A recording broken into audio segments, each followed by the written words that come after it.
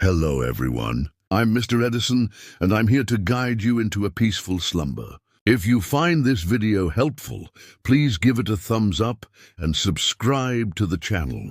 I'd love to know where you're from and what time it is as you unwind. So settle in, get cozy, and let the relaxation begin. I never wanted to move to Pine Ridge. In April of 2019, my mother Joanne packed our belongings into 2 weathered suitcases, herding my siblings and me into our rusted station wagon. We fled our home in Massachusetts under the cover of darkness, escaping my father's violent outbursts and broken promises. "It'll be different this time," Mom promised, her knuckles white against the steering wheel as we crossed state lines. I watched her eyes in the rearview mirror, hollow but determined. At 16, I understood what we were running from. But my younger siblings, Melody 12 years, Adam 10 years, and Ben 5 years, only knew we were going on an adventure. Pine Ridge was a forgotten logging town nestled in the Appalachian foothills. Dense forests surrounded clusters of homes, most in various states of disrepair. Cabin 8 at the Pinewood Lodge would become our sanctuary.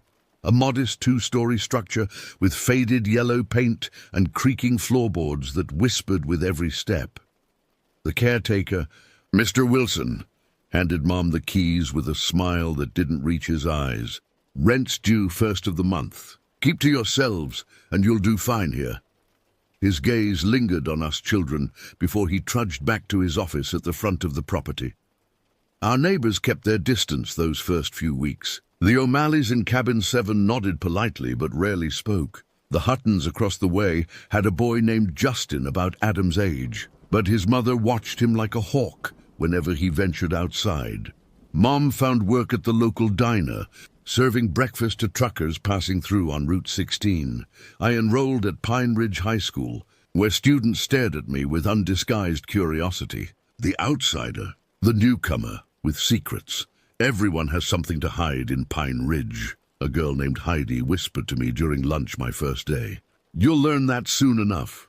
I dismissed her warning as small-town paranoia. We'd escaped the danger. We were safe now, building a new life away from Dad's rage. Cabin 8 might have been drafty, with water stains spreading across the ceiling and windows that rattled in the wind, but it was ours. How wrong I was to think we'd found safety. If I could go back to those early days, I'd pack our bags and drive until Pine Ridge was nothing but a distant speck in our rearview mirror. But hindsight offers no salvation, only regret that festers like an open wound.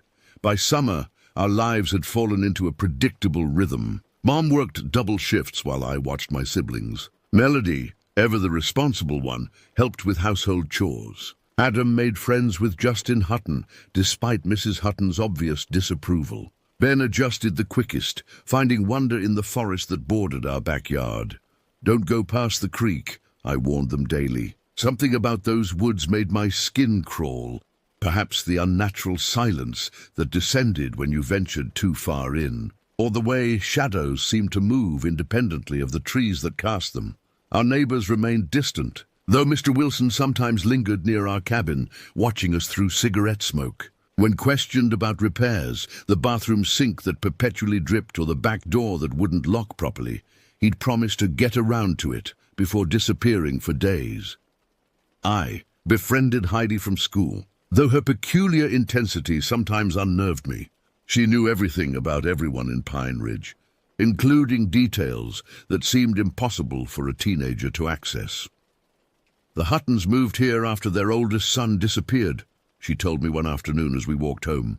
"And Mr. Wilson, he served time for something bad, real bad. Records are sealed, though. How do you know all this?" I asked. She shrugged. "My mom works at the county clerk's office." I listened. In July, Mom brought home a man named Ray, who worked as a mechanic at the garage by the diner. He had weathered hands and a gentle smile, but his eyes held a sadness I recognized from my own reflection. They'd sit on our porch after dinner, speaking in hushed tones while nursing beers. "I like him," Melody confessed one night as we washed dishes. "He fixed my bike without asking for anything. I remained skeptical. Men like my father had taught me to question kindness that came without conditions. As summer waned, strange occurrences began plaguing our cabin. Items moved overnight. Ben's teddy bear relocated to the kitchen table. Mom's work shoes found in the bathtub. The telephone rang at odd hours, silent on the other end. I'd wake to find doors we'd closed standing open, windows we'd locked unlatched. Old houses settle, Mum dismissed my concerns. The wind plays tricks. But it wasn't the house or the wind that left muddy footprints in the hallway one morning in August. It wasn't natural forces that carved a small, precise X into our front door while we slept. Something was marking us, watching us, waiting. By September, I couldn't shake the feeling of being observed. Walking home from school, I'd feel eyes tracking my movement through the trees. At night, shadows passed beneath our windows, too deliberate to be wildlife. Mom dismissed my concerns. "You've always had an active imagination," she said, distracted by bills spread across the kitchen table. Work had slowed at the diner as tourist season ended, and her smile grew more strained with each passing day. Ray began staying overnight occasionally. I'd hear their hushed arguments through the thin walls, something about money and the job, and whether it was worth the risk. When confronted, Mom assured me everything was fine. "Ray's just helping us get ahead," she said, tucking a strand of hair behind her ear, a tell I recognized from childhood. Her signal that she wasn't being entirely truthful. One Tuesday afternoon in early October, I returned from school to find Mrs. Hutton waiting on our porch. Her face was drawn, eyes darting nervously toward the tree line. "Keep your little ones close," she whispered, gripping my arm. "There's talk in town. Bad people coming around again." "What people? What are you talking about?" She shook her head. "History repeats. We didn't listen last time. Just be careful." She hurried away, looking over her shoulder repeatedly. That evening, I relayed the conversation to Mom. Ray, who'd been fixing our leaky faucet, straightened abruptly. "Marnie Hutton needs to mind her business," he snapped, exchanging a look with Mom I couldn't interpret. "It's nothing," Mom assured me. "Small towns breed gossip." 2 days later, Justin Hutton stopped coming to school. When Adam asked to visit him, Mrs. Hutton informed us through a barely opened door that they were leaving town for a while. The next morning, their cabin stood empty, curtains drawn. Heidi had her own theories. "It happens every few years," she explained during lunch. "Families just up and leave. No notice, no goodbyes. My mom says it's the anniversary effect." "Anniversary of what?" "The incident," she whispered, leaning closer. "Back in '92, a whole family was killed right here in Pine Ridge. Cabin 10, just 2 doors down from you. They never caught who did it." My blood went cold. "Why wouldn't anyone tell us this?" "Bad for business," she shrugged. "Besides, who'd want to relive that?" "The younger kids were—" She stopped suddenly, looking past me. "Your brother's waiting for you." Adam stood in the cafeteria doorway, his face unusually pale. "Mom called the school. We need to go home now."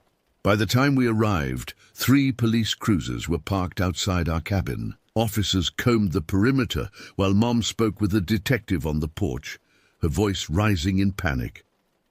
"Someone broke in while I was at work," she explained when she saw us. "They didn't take anything valuable, just rearranged things. Left a message." "What message?" I demanded. Her eyes met mine, fear naked on her face. "Welcome home. October 18th, 2019. The date is seared into my memory. The last night of normalcy. The dividing line between before and after." Rain lashed against the windows as Mom prepared for her evening shift. Ray was coming over to watch us, a plan that irritated me. At 16, I was perfectly capable of looking after my siblings. "I don't need a babysitter," I protested. "He's not coming for you," Mom said, applying lipstick in the hallway mirror.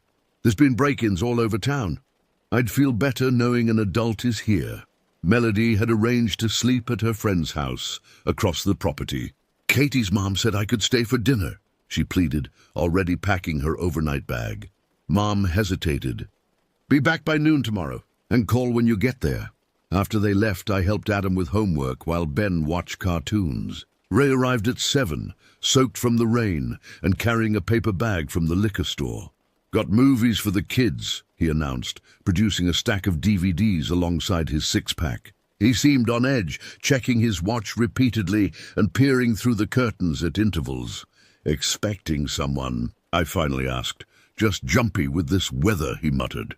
"Lock the back door, will you?" At 9, I put Ben to bed, reading until his breathing deepened into sleep.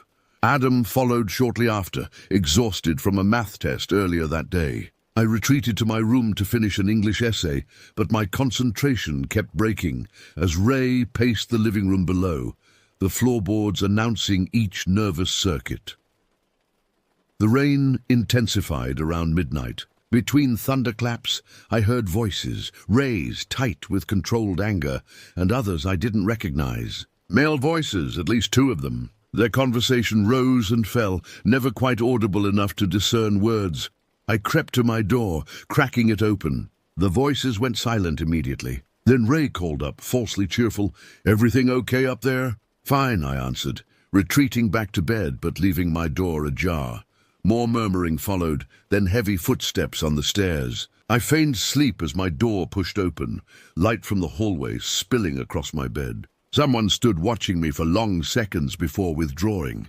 The house fell silent. Too silent, in that unnatural way that signals something amiss rather than true quiet. I fought the urge to investigate, terror and curiosity waging war inside me. Terror won. I stayed in bed, listening to the blood pounding in my ears. I must have fallen asleep eventually, because I jolted awake to a sound I still hear in nightmares. A single, choked cry from downstairs, abruptly silenced. Then the distinctive thud of something heavy hitting the floor. My bedside clock read 3:17 a.m. The storm had passed, leaving behind an eerie stillness broken only by hushed movement below. Drawers opening. Cupboards closing, water running.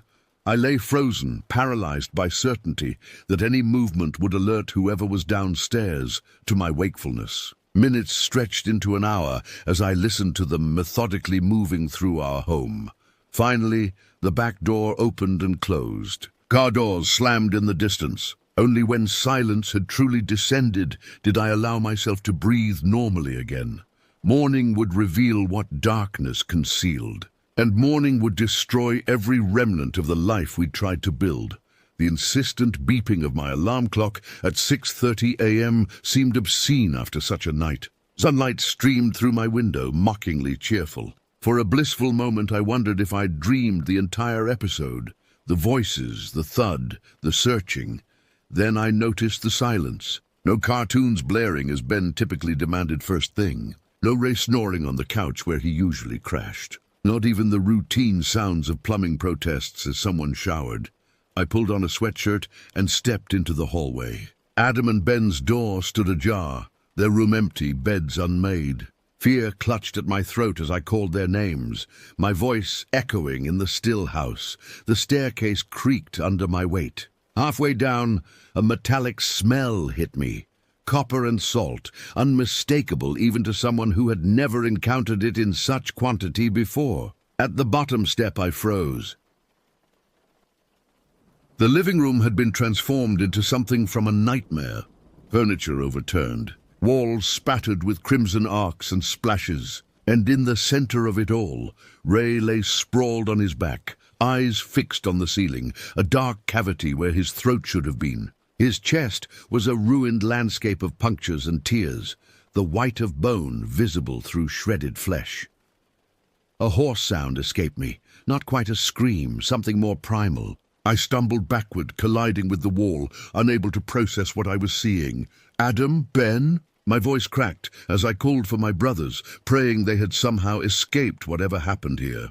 The kitchen yielded no answers, just more blood on the linoleum and a knife block with 2 slots empty. I forced myself to check every room, moving on autopilot, my mind retreating from the horror even as my eyes registered it. I found Adam in the downstairs bathroom, curled in the tub as if seeking shelter. His pajamas were saturated with blood, his small face frozen in an expression of absolute terror. Defensive wounds marked his hands and forearms. He had fought his attacker. Ben wasn't in the house. Neither was Melody, safely away at her sleepover. Small mercies that felt like nothing in the face of such devastation. Operating on instinct, I stumbled to the phone and dialed 911, my voice mechanical as I reported what I'd found. The dispatcher kept me on the line, asking questions I answered without comprehension. When sirens wailed in the distance, I walked outside and sat on the porch steps, staring blankly at the morning sun glinting off dew-covered grass. Within minutes, our quiet property became a chaos of police cruisers, ambulances, and eventually crime scene vans. Officers cordoned off our cabin with yellow tape, while neighbors emerged to stare, hands covering mouths in shock or whispers. Detective Russell Mason arrived an hour later, a heavy-set man with penetrating eyes that seemed to catalogue every detail. He sat beside me on the steps, neither too close nor too distant. "I need to ask you some difficult questions," he said, voice gentle yet firm. "Can you help me understand what happened here?" For the next 2 hours, I recounted everything. Our move to Pine Ridge, Ray's relationship with Mom, the strange occurrences leading up to last night, and the voices I'd heard. As I spoke, I watched officers carrying sealed evidence bags from our home, each potentially containing some fragment of the life that had been shattered overnight. "Where's my mother?" I finally asked. "Someone needs to tell her." Mason's expression shifted almost imperceptibly. "We're trying to locate her now." "When did you last see her?" "She left for work around 6 last night." "The diner. She works the evening shift." He nodded, making a note. "And she didn't come home last night?" A new fear bloomed inside me. "She sometimes stays with friends if she works late." "Have you checked the diner?" "We're checking everywhere," he assured me, but something in his tone made my stomach clench. I learned later that Mom never arrived for her shift. Her car was found abandoned at a rest stop 50 miles north, keys still in the ignition. Her purse sat on the passenger seat untouched, and Ben, my sweet, innocent brother, remained missing, his absence a wound that bled hope with each passing hour. The days following the murders blurred together in a haze of police interviews, funeral arrangements, and unanswerable questions. Melody and I moved into a temporary foster home in town while the investigation continued. She barely spoke, her eyes vacant, occasionally asking when Mom would come get us, a question I couldn't bear to answer honestly. Detective Mason became a constant presence, sometimes sitting silently with us, other times gently probing for any remembered detail that might help their investigation. I learned to recognize the slight furrow in his brow that appeared whenever I mentioned Ray's mysterious friends, or the break-in days before the murders. "We found something interesting," he told me 2 weeks after that night. We sat in his cluttered office at the police station, away from Melody's ears. Ray Winters wasn't his real name. He was Raymond Garrett, wanted in 3 states for fraud, and suspected involvement in organized crime. I stared at the mugshot he slid across the desk, Ray looking younger, harder, his eyes calculating rather than sad. Was he the one who... "We don't think so. The evidence suggests multiple perpetrators, and Ray was definitely one of the victims. This was professional work." Mason chose his words carefully. "We believe your family got caught in something bigger than you realize." Headlines in the local paper screamed, "Pine Ridge Horror, History Repeats and Cabin Murders Echo 1992. Tragedy." Journalists camped outside the police station, shouting questions whenever I appeared. Locals whispered when I passed, their curiosity and pity equally unbearable. Heidi was the only person from school who visited, bringing homework assignments and unlikely theories about what happened. "The town has secrets," she insisted during one visit. "My mom says these cabins should have been demolished years ago. Too much bad history." 1 month after the murders, they found Ben's backpack in the woods 5 miles from our cabin. Inside was his favorite dinosaur toy and a child's drawing of what appeared to be 3 stick figures standing around a house. No other trace of him emerged, despite extensive searches. Mom remained missing. Her identification was discovered at a bus terminal in Cincinnati, but security cameras yielded no footage of her. It was as if she had simply vanished, a possibility that haunted me more than confirmation of her death might have. Nights were worst. Sleep came rarely, and when it did, I jerked awake convinced I'd heard footsteps on the stairs or whispers outside my window. The foster home's locked doors and security system offered no comfort against the demons that had already proven they could find us anywhere. Winter descended on Pine Ridge, snow blanketing the forests and the abandoned Cabin 8, which remained sealed with police tape even as the investigation stalled. I watched from afar as icicles formed on its eaves, nature reclaiming what humanity had defiled. On Christmas Eve, Detective Mason visited with a small gift for Melody, a dollhouse she'd mentioned wanting, and news he delivered quietly while she played in another room. "We found blood evidence in the woods," he said. "It matches your mother's DNA. I'm sorry." I nodded, oddly numb. "And Ben?" He shook his head. "Nothing conclusive. We'll keep looking." As snow fell outside, I realized part of me had died in that cabin, along with Adam and Ray. The person I'd been before, the 16-year-old with dreams and petty concerns, was gone, replaced by someone who understood how quickly safety could become an illusion, how thoroughly evil could destroy everything you loved. "Will you ever find who did this?" I asked Mason as he prepared to leave. He paused at the door, his expression somber. "I promise you this, I won't stop looking until I do." A promise I clung to through the darkest nights, even as I began to understand that some mysteries remain unsolved, some wounds never heal, and some predators never face justice. January 2022. I turned 19 in a small apartment in Burlington, 3 hours and a lifetime away from Pine Ridge.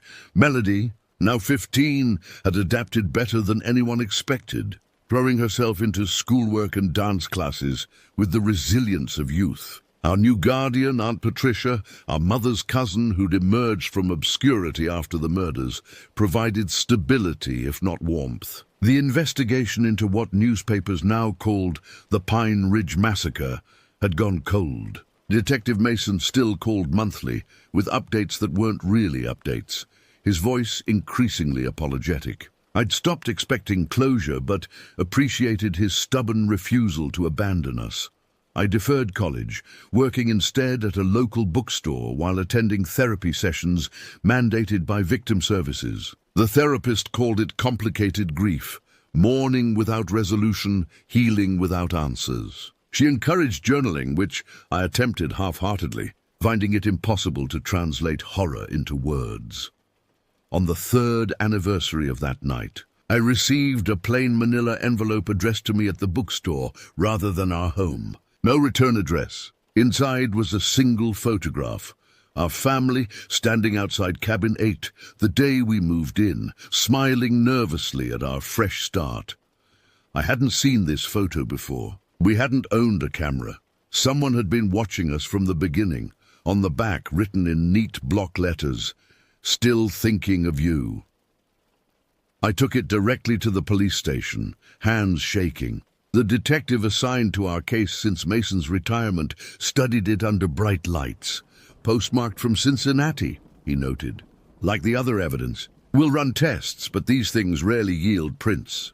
That night, unable to sleep, I searched online for anything related to Pine Ridge and the murders. Among dozens of articles I'd already read, one headline from a week earlier caught my attention. "Human remains discovered in Appalachian wilderness." The article described hikers finding partial skeletal remains near an abandoned hunting cabin 60 miles from Pine Ridge. Authorities were working to identify the victim, believed to be a child between 5 to 7 years old. My heart pounded as I dialed Mason's home number, saved years ago but never used. He answered on the 4th ring, voice thick with sleep. "The remains they found," I said without preamble. "Is it Ben?" Silence stretched between us. Then softly, "We're waiting on dental records, but yes, we believe so." I hung up without responding, something cold and resolute crystallizing inside me. For 3 years I'd waited for justice to find us. Perhaps it was time to reverse the equation. The next morning, I called in sick to work and drove to the library's public computers. Using techniques learned from true crime podcasts I'd obsessively consumed, I systematically researched everything connected to Pine Ridge: property records, obituaries, news archives. The pattern emerged slowly. Every decade or so, violence visited the cabins at Pine Ridge. Different victims, different circumstances, but similar brutality. In 1992, the incident Heidi had mentioned. A family of 4 found murdered, their youngest child missing. In 1981, a solitary hunter killed in Cabin 3. In 1972, a young couple vanished from Cabin 12. Blood evidence suggesting foul play. Property records revealed what news stories didn't. The cabins had changed ownership multiple times. But one name appeared repeatedly as property manager: Wilson. 3 generations of the same family overseeing decades of bloodshed. I drove back to Pine Ridge the following day, telling Aunt Patricia I needed closure. The cabins looked smaller than I remembered, shabbier in winter's harsh light. Mr. Wilson still operated the front office. Older now, but with the same watchful eyes. He didn't recognize me at first, the traumatized girl, now a solemn young woman. When recognition dawned, fear flickered across his features. "We're closed for renovations," he said, moving to shut the office door. I planted my foot in the jam. "I know about 1992, I said quietly, "and 1981, and 1972. His face drained of color. "I don't know what you're talking about. 3 generations of your family. 3 generations of murder. What are you, some kind of caretakers? Do you choose the families or just facilitate what happens to them?" "You should leave," he whispered, eyes darting past me to the empty parking lot. "They're always watching, always listening." "Who is?" But he shook his head, expression hardening into resolve. "Your family was marked the moment you arrived. I tried to warn you, all of you, but nobody listens until it's too late." As I drove away, I noticed a black sedan pulling into the property. In my rearview mirror, I saw Mr. Wilson greeting the driver with the stiff formality of someone under duress. I'd disturbed something dormant, and now, I suspected, I had drawn its attention back to me. Spring arrived in Burlington with a sense of foreboding. The dental records confirmed what we already knew. The remains belonged to Ben. We buried him beside Adam in a quiet ceremony attended by the handful of people who constituted our diminished world. Afterward, standing alone at the graveside, I felt someone watching me. Turning, I saw Detective Mason observing from a respectful distance. "Thank you for coming," I said when he approached. "I made a promise." He hesitated. "There's something else you should know. We reopened the investigation into the 1992 murders based on similarities to your family's case. DNA technology has advanced significantly since then." Hope flickered weakly. "Did you find something?" "Blood evidence from both crime scenes shares familial markers. Whoever killed your brothers and Ray is related to whoever killed the family in 92. "The Wilsons," I whispered. Mason's eyes narrowed. "What do you know about the Wilsons?" I told him everything. My research, the pattern of violence, my confrontation with the property manager. As I spoke, his expression shifted from skepticism to dawning horror. "I need you to stay away from Pine Ridge," he said when I finished. "If what you're suggesting is true, you've put yourself in danger. Let us handle this." But the investigation moved too slowly, burdened by procedure and limited resources. I continued my own research, creating a timeline of disappearances and deaths connected to the cabins. Digital archives yielded newspaper clippings dating back to the property's construction in the 1950s, each decade marked by bloodshed, each incident investigated separately without recognizing the pattern. In May, I received another envelope, this one containing a yellowed photograph from what appeared to be the 1970s. A group of men stood before the newly constructed cabins, their faces solemn. I recognized the distinctive Wilson features in one young man. The others were unfamiliar except for one, an older man whose eyes held the same calculating coldness I'd seen in Ray's mugshot. On the back, someone had written, "The Covenant, 1972. I sent a scan to Mason, who called immediately. "Where did you get this?" "Same as before. Unmarked envelope, no return address." "The man on the right is Vincent Keller," Mason said, voice tight. "He ran organized crime operations throughout the region in the 70s and 80s. We suspected his organization used rural properties for money laundering and worse, but could never prove it. And Raymond Garrett, was connected to him. Garrett worked for Keller's successor. The organization never died, just evolved." Mason paused. "I think I understand now. The cabins are part of their infrastructure. The murders are either eliminations of witnesses or rituals of initiation. But why my family? We had nothing to do with them until Ray. Your mother may have known more than you realize. We found evidence she'd been in contact with federal investigators before your move to Pine Ridge. She may have been informing on Garrett. The truth hit like physical pain. Mom had led us into danger, thinking she was escaping it. Ray wasn't our protector. He was our surveillance. And when whatever operation they were running required elimination of witnesses, we became expendable. 2 days later, Detective Mason disappeared. His car was found abandoned at a highway rest stop, keys in the ignition, just like Mom's had been. The investigation into his disappearance overtook the cold case he'd been pursuing, effectively burying any progress on our family's murders.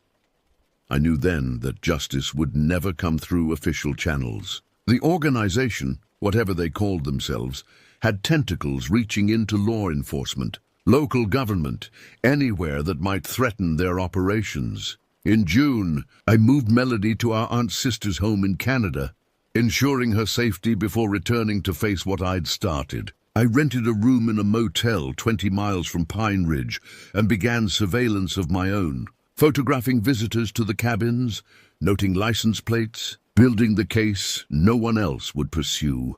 On the anniversary of our arrival at Pine Ridge, I returned to Cabin 8, now renovated and rented to a new family with young children. I watched from the tree line as they unloaded luggage, their faces bright with the same hope we'd once had. Before dawn, I left an anonymous note on their windshield. "Leave today. Don't pack. Just go." Attached was the photograph of the Covenant and newspaper clippings of previous murders. They were gone by noon. That night, I noticed a black sedan parked near my motel, the same vehicle I'd seen at Pine Ridge months earlier. They had found me, just as I knew they eventually would.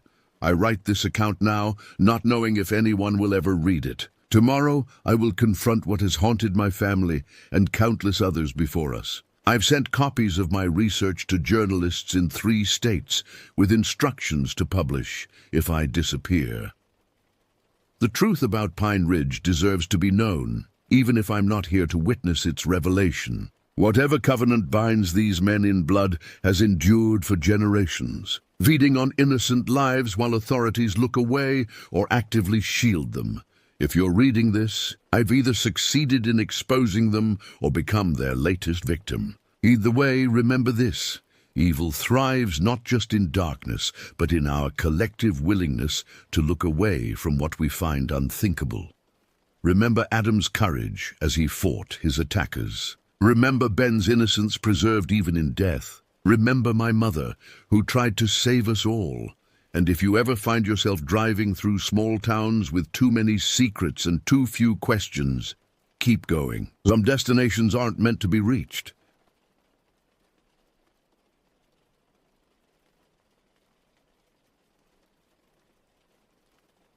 About 5 years ago, my wife Julia and I decided to take a camping trip to Colorado. The decision came during a particularly stressful period at work, when we both needed an escape from the constant demands of urban life. Julia, with her remarkable talent for discovering hidden gems, found an isolated camping area in the western part of Colorado that promised seclusion and natural beauty.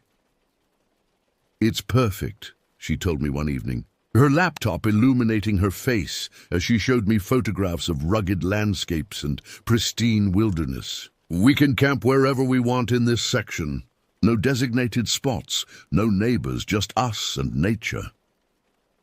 Julia always possessed this uncanny ability to find extraordinary places. I'd tried numerous times to plan our vacations, but my attempts invariably led to overcrowded tourist traps or underwhelming experiences. My indecisiveness paralyzed me when faced with too many options, while Julia navigated choices with confidence and precision. It was one of countless reasons I fell in love with her.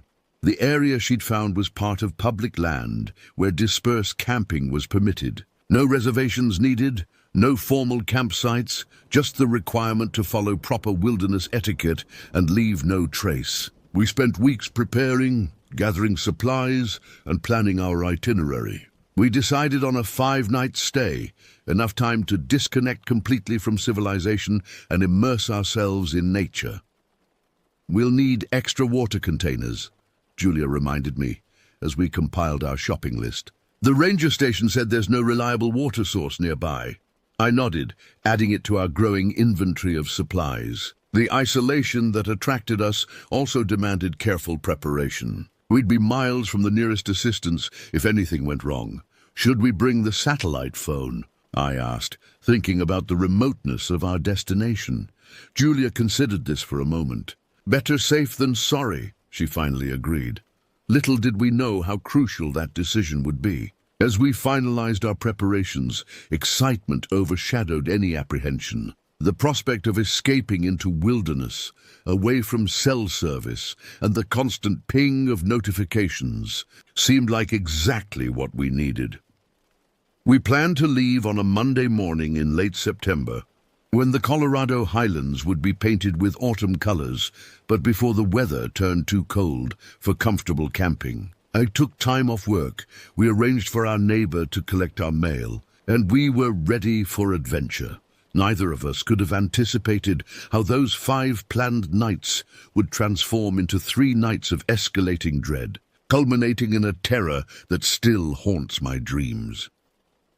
The drive from our home took nearly 6 hours, the last 2 on increasingly primitive roads. Our truck handled the terrain well, though the final stretch required careful navigation around potholes and over washboard surfaces that rattled our teeth. When we finally reached the general area Julia had selected, we spent another hour exploring various potential campsites. "This one," Julia announced as we crested a small rise and came upon a relatively flat area nestled against a sandstone formation. Unlike the dense forests I associated with camping from my East Coast upbringing, this landscape featured sparse vegetation, dramatic rock formations, and expansive views that stretched for miles.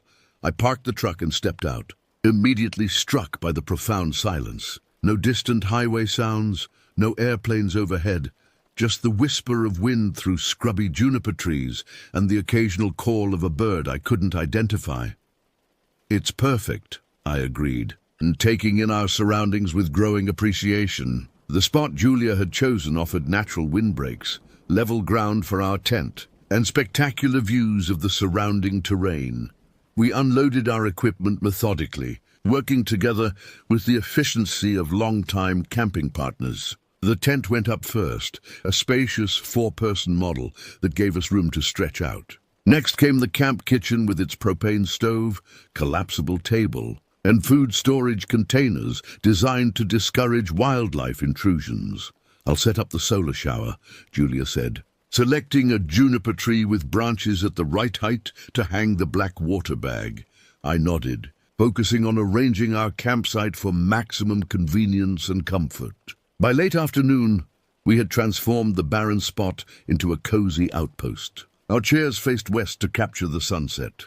The fire pit was lined with stones, and our truck was positioned to provide additional shelter if needed. "I can't believe we haven't seen another person since we left the main road," I remarked as we finished setting up. "It's like we have the entire wilderness to ourselves." Julia smiled, opening a bottle of wine we'd brought to celebrate our first night. That's exactly why I chose this place. No crowds, no noise, just us. As the sun began its descent, casting long shadows across the landscape, we settled into our chairs with simple plates of pasta we'd prepared on the camp stove. The temperature dropped quickly with the fading light, and I added another layer of clothing. "Listen," Julia whispered. I paused, fork halfway to my mouth. "To what?" "Exactly," she replied. "Nothing. Absolutely nothing." The silence was indeed remarkable, profound and complete in a way I'd never experienced in any city or suburb. As darkness enveloped our campsite, the stars emerged with startling clarity, uncountable points of light stretching from horizon to horizon. The Milky Way formed a misty river above us. Neither of us could have imagined that the perfect isolation we so cherished would soon become the source of our terror.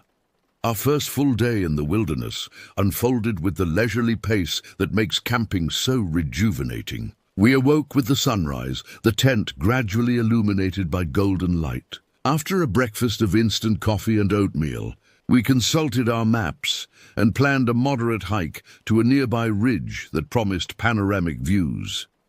"We should be able to see for 20 miles in every direction from up there," I said, tracing the route with my finger. Julia nodded, applying sunscreen to her face. "Let's pack extra water. It's going to get hot today." The terrain proved more challenging than anticipated. What looked like gentle slopes on the topographic map revealed themselves as steep inclines covered with loose scree that shifted treacherously underfoot. Nevertheless, we persevered, taking frequent breaks to catch our breath and hydrate. When we finally reached the summit around midday, the effort immediately proved worthwhile. The landscape spread before us in every direction, a vast expanse of rust-colored rocks, green-dotted valleys, and distant blue mountains shimmering in the heat. "Not another human being in sight," Julia remarked, turning slowly to take in the 360-degree view. I pulled out our binoculars and scanned the horizon. Not even a road or building. We lingered at the summit, eating our packed lunch in contemplative silence. A hawk circled lazily overhead, riding thermal currents with barely a flap of its wings. The absolute solitude filled me with a profound sense of peace. Here, deadlines and obligations held no meaning. The rhythm of our days had been reduced to sunlight, hunger, and the simple joys of existence. The descent proved faster than our climb, and we returned to camp with enough daylight left to relax and prepare dinner. I gathered firewood while Julia organized our meal ingredients. I think I saw deer tracks near that dry creek bed. I told her as I stacked branches for our evening fire, "Hopefully we'll see some wildlife tomorrow," she replied, measuring rice into our cooking pot. Our second day followed a similar pattern. We chose a different direction for our exploration, venturing down into a canyon that featured interesting rock formations and evidence of ancient human presence, simple petroglyphs etched into stone surfaces centuries ago. "Imagine living out here permanently," I said as we examined the primitive artwork.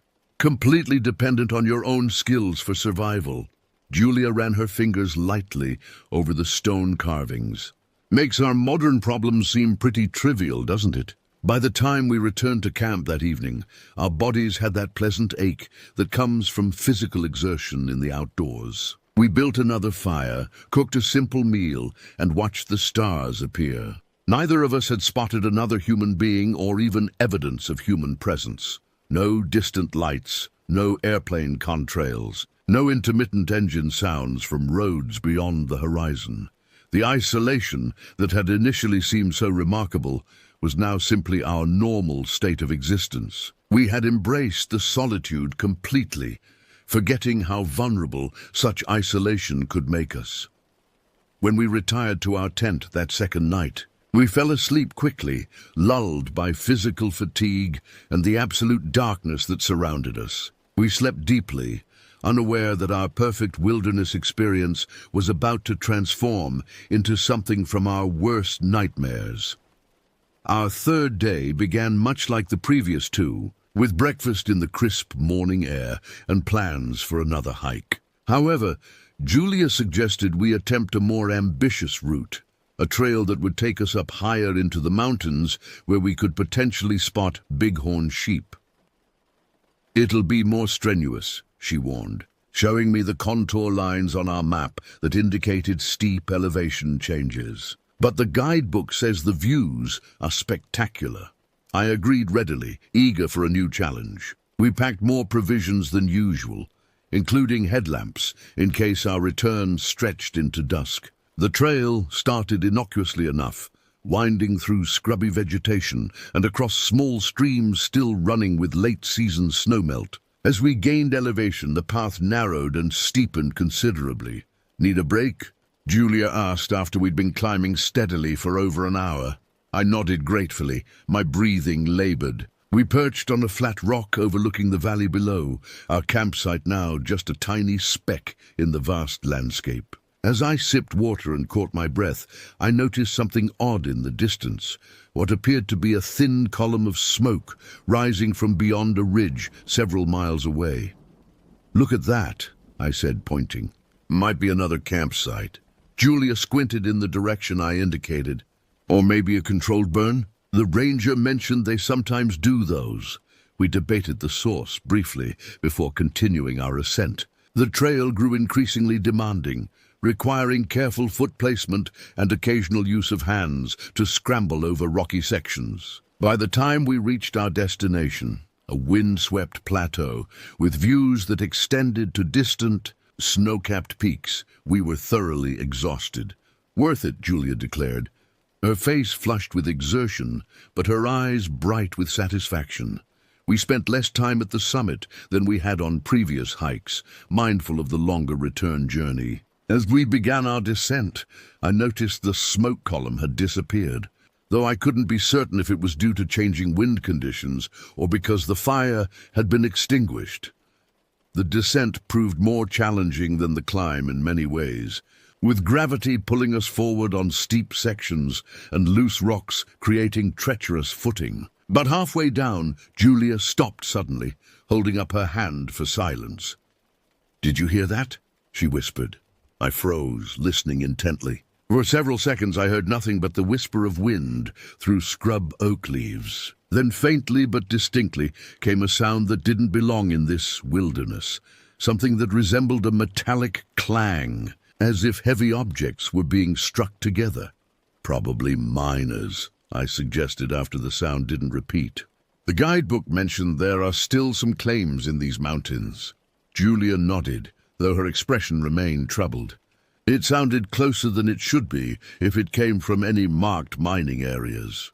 We continued our descent with slightly more urgency than before. The afternoon shadows lengthened around us, and I found myself repeatedly scanning our surroundings, a vague uneasiness settling into my consciousness. Once I thought I glimpsed movement on a distant slope, a dark figure moving among the trees, but when I looked more carefully, I saw nothing.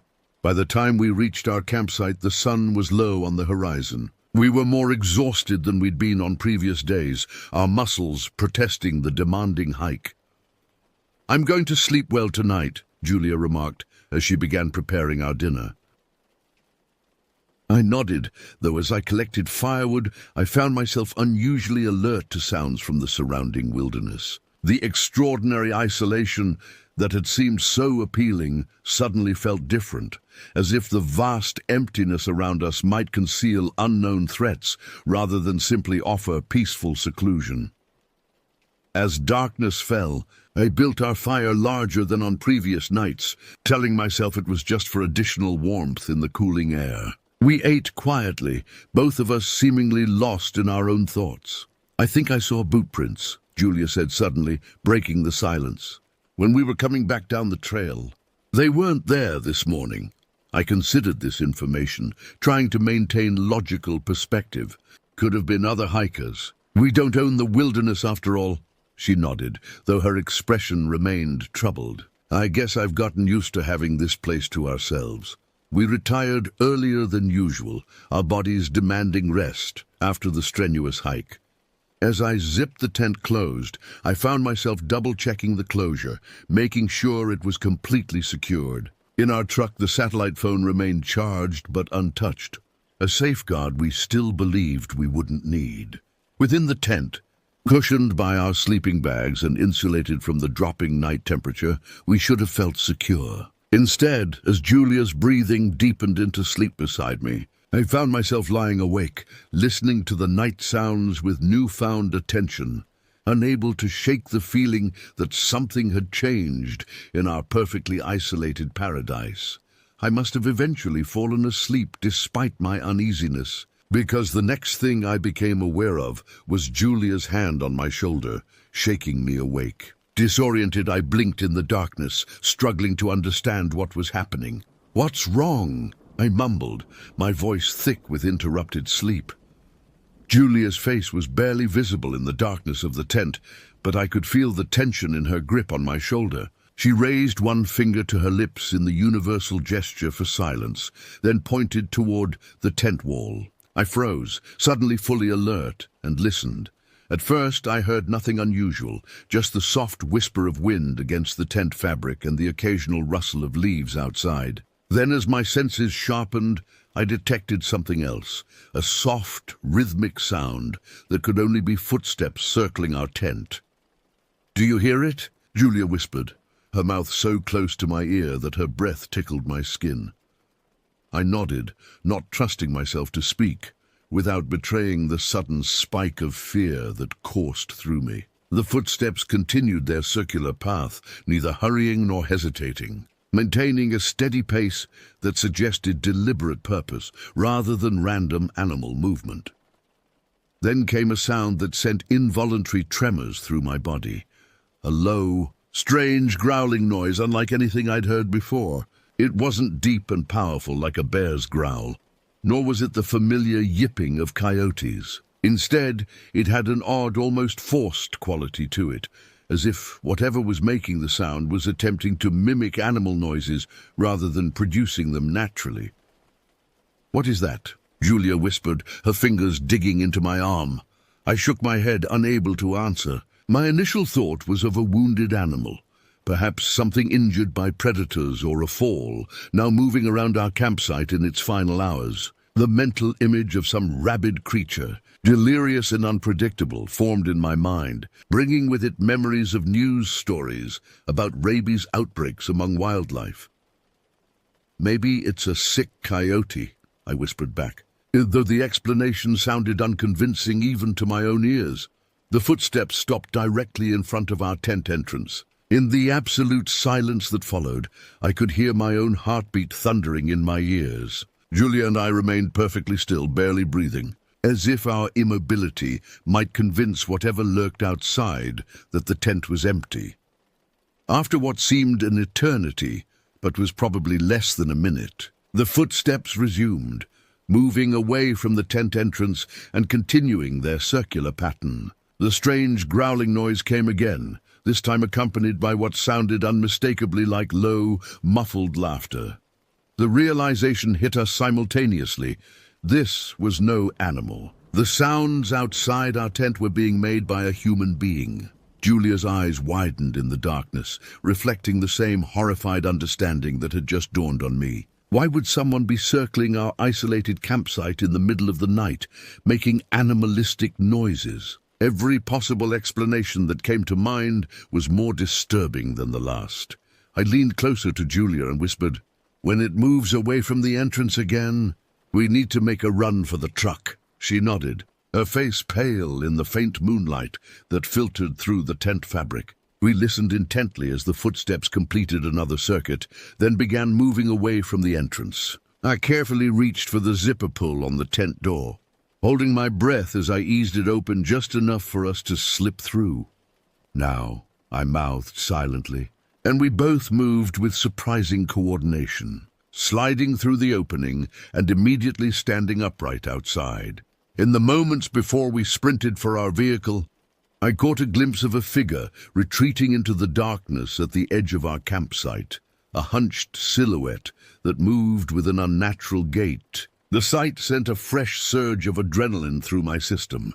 propelling me forward as we ran toward the truck. Julia reached the passenger door first, yanking it open as I fumbled with the keys on the driver's side. Within seconds, we were inside, doors locked, the vehicle's sturdy frame offering a sense of protection that our flimsy tent couldn't provide.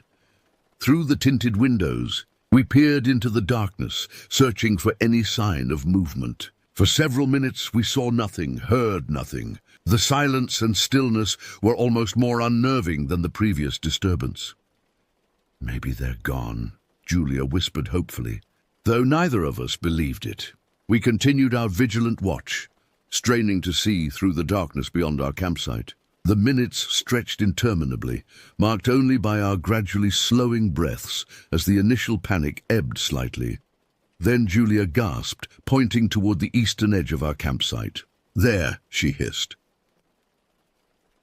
I followed her gesture and felt my stomach drop. A human figure had emerged from the darkness, still maintaining that strange, hunched posture. In the faint moonlight, I could make out long, unkempt hair and what appeared to be a beard. The figure moved with deliberate slowness, seemingly unaware that we had abandoned the tent. "Who is that?" Julia whispered, her voice trembling. "What do they want?" Before I could respond, movement from another direction caught my attention. 3 more figures were approaching from beyond our tent, moving with quiet purpose. Unlike the first figure, these newcomers walked normally, their heads inclined toward each other as if in hushed conversation. Faint laughter drifted across the campsite, sending chills through my body despite the truck's protection. The newcomers joined the first figure near our tent, forming a loose semicircle as they conferred in low voices we couldn't make out. 3 of them carried long objects, sticks or poles of some kind, held casually at their sides. "I don't like this," Julia whispered unnecessarily. I reached for her hand, squeezing it in silent agreement. As we watched in horrified fascination, the scene before us escalated with shocking suddenness. One of the figures raised the stick-like object high above his head, then brought it crashing down onto our tent with brutal force. The fabric collapsed under the impact, and a voice cried out in evident frustration. "They thought we were still in there," Julia gasped, her nails digging into my palm. The realization that these strangers had intended violence against us, that they had specifically targeted our sleeping forms within the tent, triggered an immediate, overwhelming need to escape. I released Julia's hand, jammed the key into the ignition, and started the engine in one fluid motion. The sound of the truck roaring to life instantly drew the attention of the 4 figures. They turned toward us, momentarily frozen by the unexpected development. In that brief window of shocked immobility, I threw the vehicle into drive and stepped hard on the accelerator. The truck lurched forward, headlights suddenly illuminating the scene like a macabre theater production. For a split second, I caught a clear view of our assailants, 4 men with wild, unkempt appearances and expressions that ranged from surprise to rage. Then we were past them, the truck bouncing violently over the uneven terrain as I steered toward the primitive road that would lead us back to civilization. "They're coming after us," Julia cried, looking through the rear window. I pressed harder on the accelerator, focusing intently on navigating the difficult terrain at dangerous speed. The headlights bounced wildly, illuminating obstacles seconds before we reached them, requiring split-second corrections to avoid disaster. After what felt like an eternity, but was probably less than a minute, Julia spoke again, her voice steadier. "We've lost them. They're not following on foot." I maintained our speed nonetheless, unwilling to take any chances. The primitive road stretched before us, each mile taking us further from the nightmare behind, but presenting its own challenges in the darkness. My hands gripped the steering wheel with such force that my knuckles ached, but I couldn't bring myself to relax.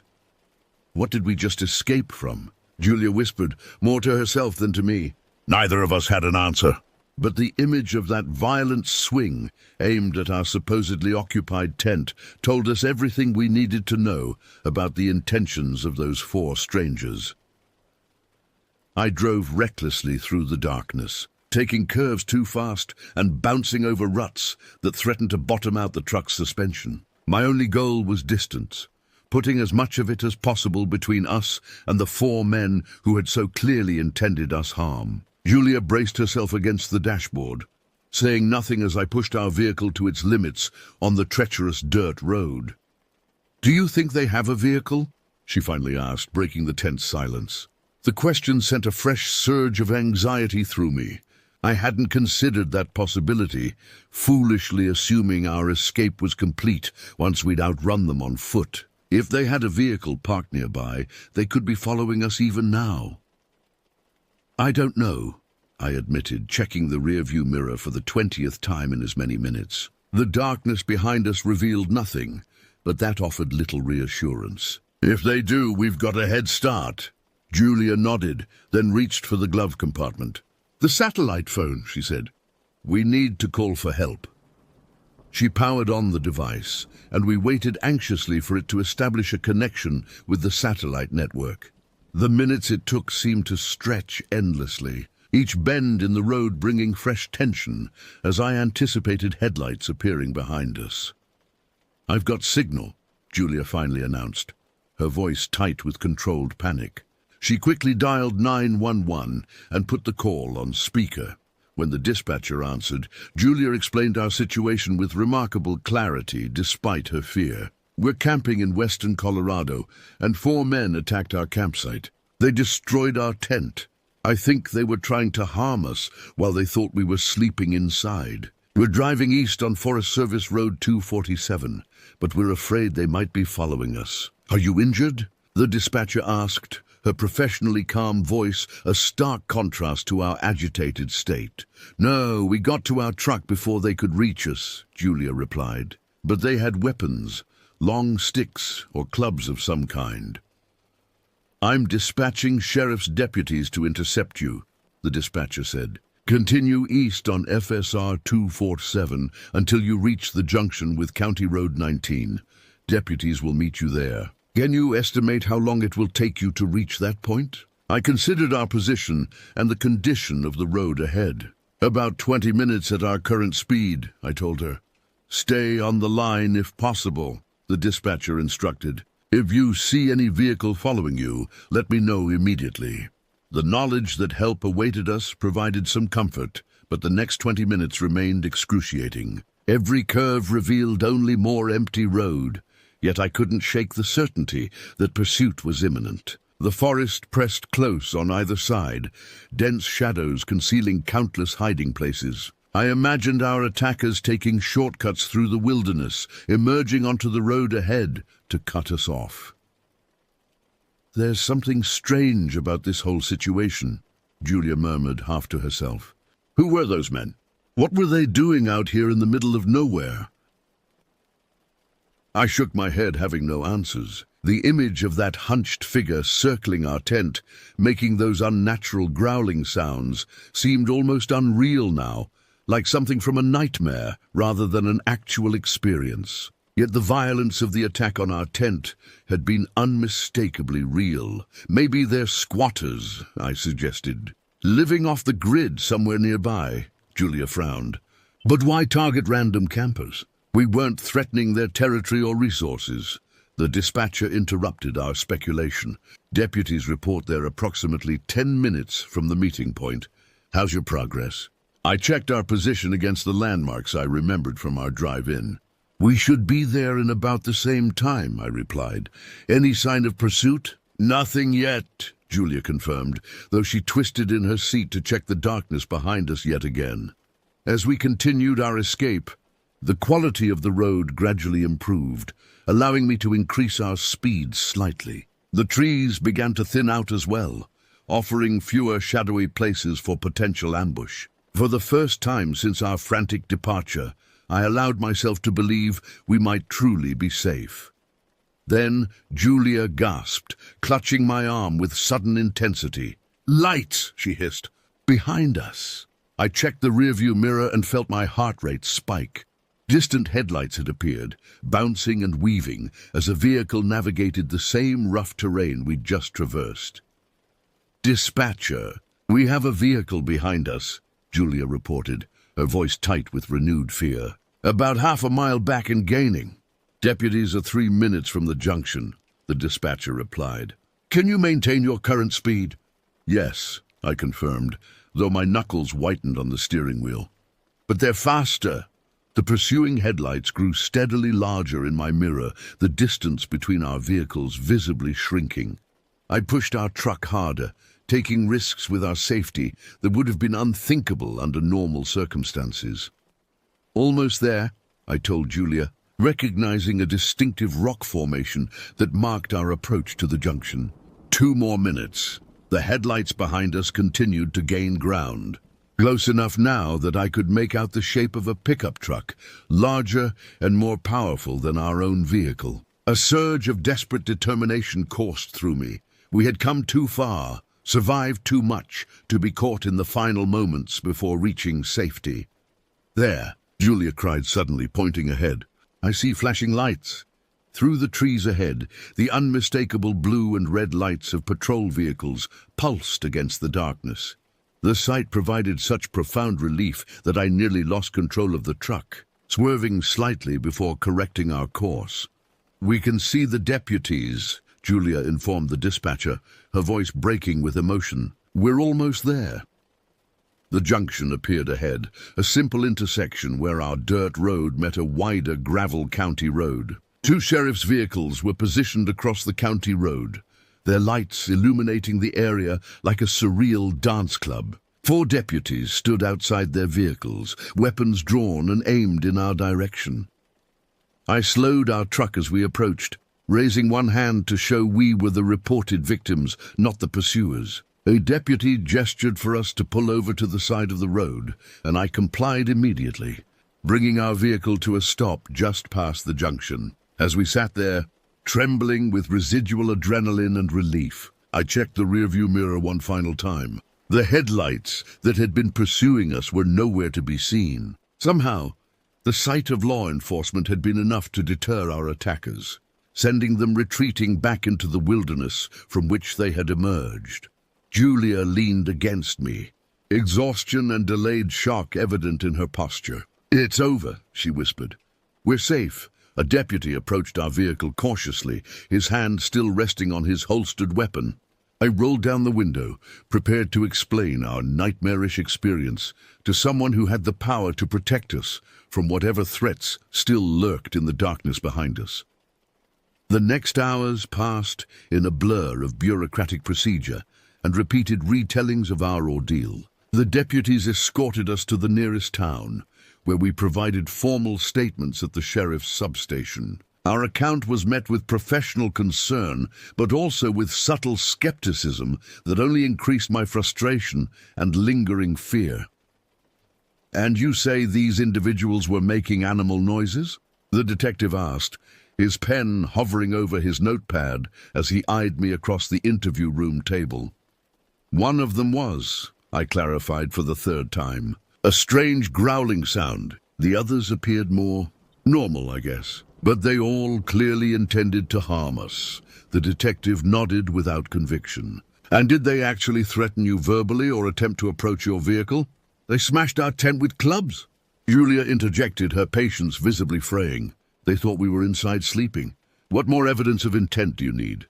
Ma'am, we're just trying to establish exactly what happened, the detective replied, his tone maddeningly reasonable. The area you were camping in has occasional problems with transients and individuals living off the grid. Most aren't violent, but territorial disputes do occur.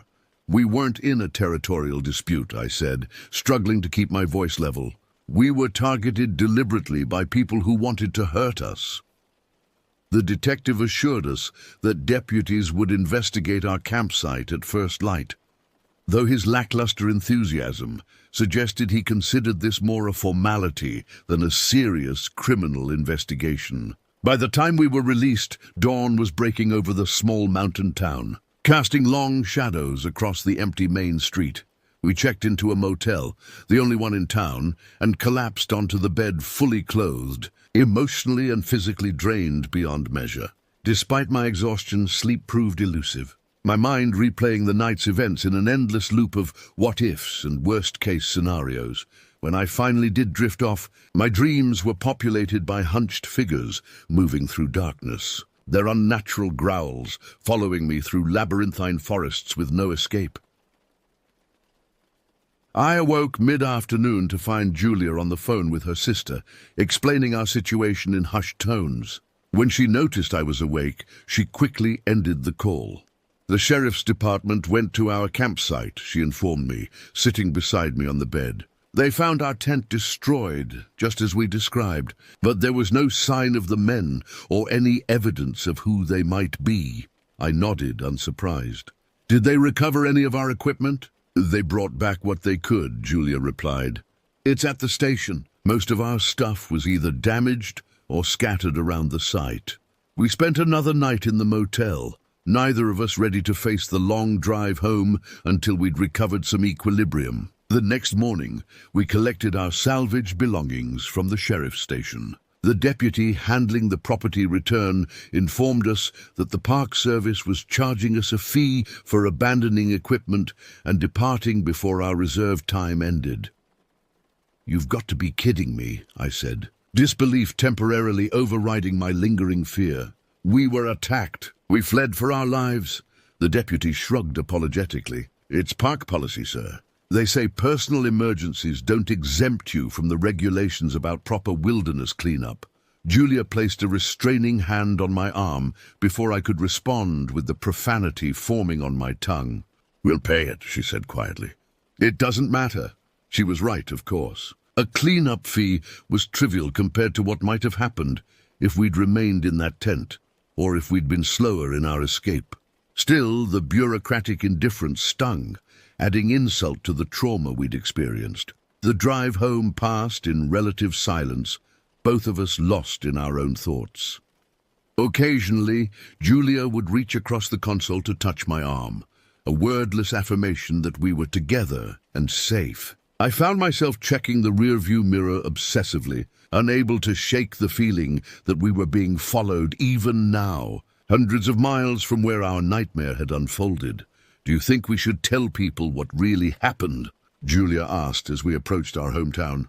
"Or just say we cut the trip short because of bad weather?" I considered this, understanding her reluctance to share an experience that many would find difficult to believe. "Let's keep it simple for now," I suggested. "We can decide later if we want to tell the full story." She nodded, looking relieved. I don't think I could bear having people look at me the way that detective did, like I was exaggerating or making things up. In the days that followed, we attempted to resume our normal routines, but the experience had altered something fundamental in us both. Julia began researching home security systems, while I found myself avoiding news stories about random violence, unable to face reminders of our vulnerability. We both startled at unexpected noises, especially after dark. Sleep continued to elude me, my dreams filled with pursuing figures and strange animalistic sounds that weren't quite human. Julia admitted to similar disruptions in her rest, often waking in the night, convinced she'd heard someone moving around outside our house. "Maybe we should talk to someone professional," she suggested one evening, after I jumped at the sound of a car door closing on our street. "This isn't getting better on its own." I agreed reluctantly, knowing she was right, but resistant to sharing our experience with yet another skeptical listener. Still, the persistent anxiety and hypervigilance were taking a toll on our daily lives, undermining the sense of security we'd previously taken for granted. We found a therapist who specialized in trauma recovery, someone who listened without judgment as we recounted the night that had changed everything. With her guidance, we began the slow process of processing what had happened and integrating it into our life narrative, without allowing it to define us entirely. "You survived," she reminded us in one session. "Whatever their intentions were, you outsmarted them. That's the story to focus on, not what might have happened, but what actually did happen. You escaped. You're safe." Gradually, incrementally, we began to heal. The nightmares became less frequent, the startled reactions less intense. We even discussed the possibility of camping again someday. though we agreed it would be at established campgrounds with plenty of other people nearby. Yet even 5 years later, I still find myself scanning parking lots before exiting my car at night. Julia still insists on multiple locks on our doors and windows, and neither of us can hear an unusual sound in the darkness without immediately returning to that moment when we realize the noise outside our tent wasn't an animal at all, but something far more deliberately malevolent. 5 years have passed since that night in the Colorado wilderness, and while the acute terror has faded, the experience has left permanent marks on how Julia and I perceive the world. The changes are subtle but undeniable. A heightened awareness of potential threats, a tendency to plan escape routes even in ordinary situations, a momentary freezing when we hear unexpected sounds at night. A therapist called these adaptive responses rather than symptoms, framing them as reasonable adjustments to having encountered genuine danger. This perspective helped, transforming what felt like weakness into a form of personal evolution. We weren't broken. We had simply learned from experience in ways that most people never need to. We eventually did return to camping, though with significant modifications to our approach. We now choose only popular, well-established campgrounds with regular ranger patrols. We position our tent where it's visible to other campers. And we always have multiple communication devices fully charged and within reach. In some ways, the incident clarified aspects of life that many people never consciously examine. I developed a profound appreciation for the safety infrastructure of civilization, the proximity of emergency services, the deterrent effect of witnesses, the security of sturdy walls and doors. Julia speaks occasionally about how the experience highlighted what truly matters, that all our possessions combined weren't worth risking our lives for, that our connection to each other proved more important than anything material.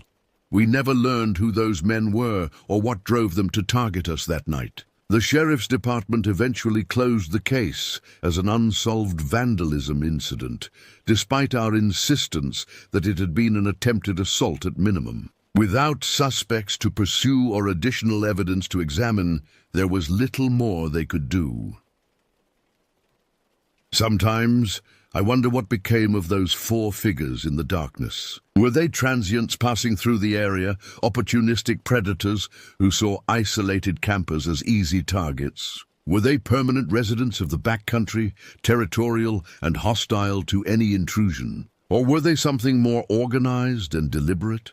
People who regularly hunted, not just for food, but for the thrill of terrorizing others. I've researched similar incidents in the region, looking for patterns that might provide context for our experience. There are scattered reports of vandalized campsites, stolen equipment, and occasional confrontations between hikers and unidentified individuals in remote areas. Nothing exactly matching our experience has been publicly reported, though I sometimes wonder how many victims simply remain silent, anticipating the same skepticism we encountered.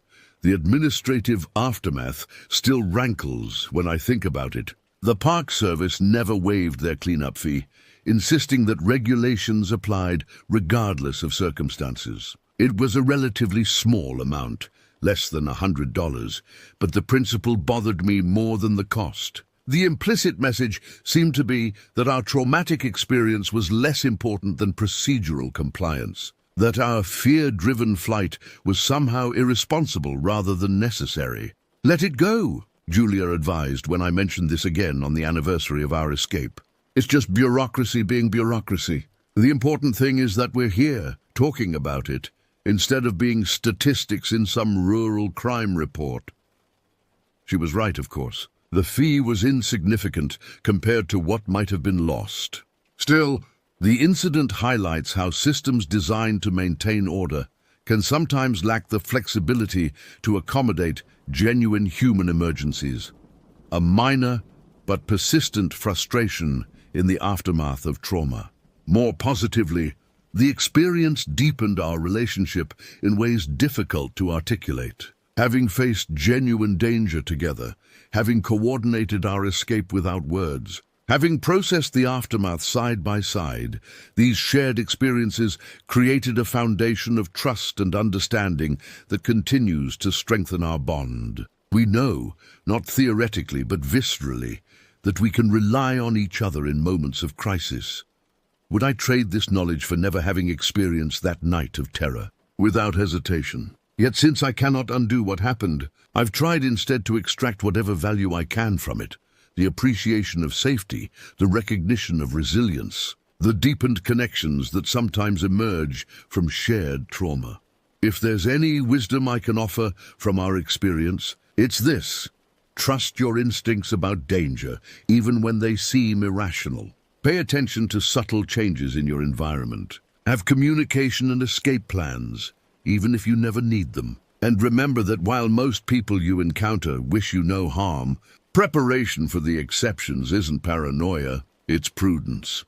As for Colorado's beautiful wilderness, I still believe it's worth experiencing. The majesty of those landscapes, the profound silence, the brilliant night skies, these remain treasures that shouldn't be surrendered to fear. But now I balance my appreciation with awareness, my adventure with caution, my isolation with connectivity.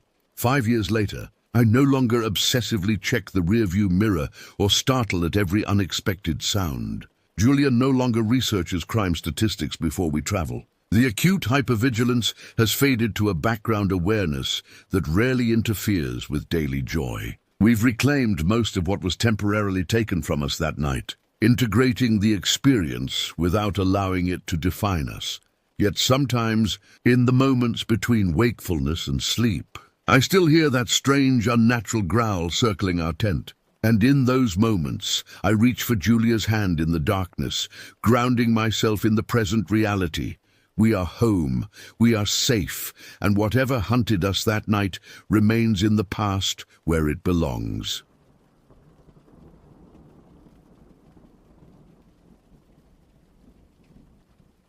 I remember the exact date being March 21st, 2020.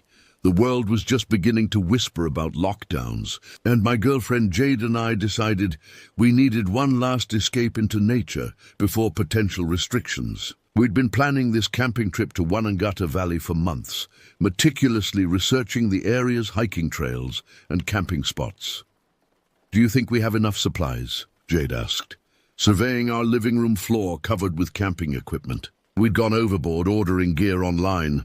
A new 4-person tent despite there being just 2 of us. Premium sleeping bags rated for temperatures far colder than we'd experience. And enough freeze-dried meals to survive weeks in the wilderness. "Better too much than too little," I replied, checking our first aid kit for the 3rd time. Something about this trip felt different. Perhaps it was the looming pandemic uncertainty, but I couldn't shake a persistent sense of foreboding. The night before departure, I struggled to rest. Every time I closed my eyes, vivid images of dense forest and unidentifiable shadows played across my mind. When morning finally came, I was exhausted but eager to leave the city behind. We loaded our overpriced SUV, a recent purchase neither of us could really afford, and set off before dawn. The highway stretched before us, nearly empty in those early hours. Jade dozed beside me while I drove, the radio playing quietly as rural Victoria passed outside our windows. "I read something strange about Wanangata Valley last night," Jade mentioned casually when she woke. "Apparently, there have been several unexplained disappearances there over the years. Hikers who went in and never came out. Is that supposed to make me feel better about this trip?" I asked, gripping the steering wheel tighter. "Just interesting, that's all," she shrugged, adjusting her seat. "Most were probably just people getting lost. It happens."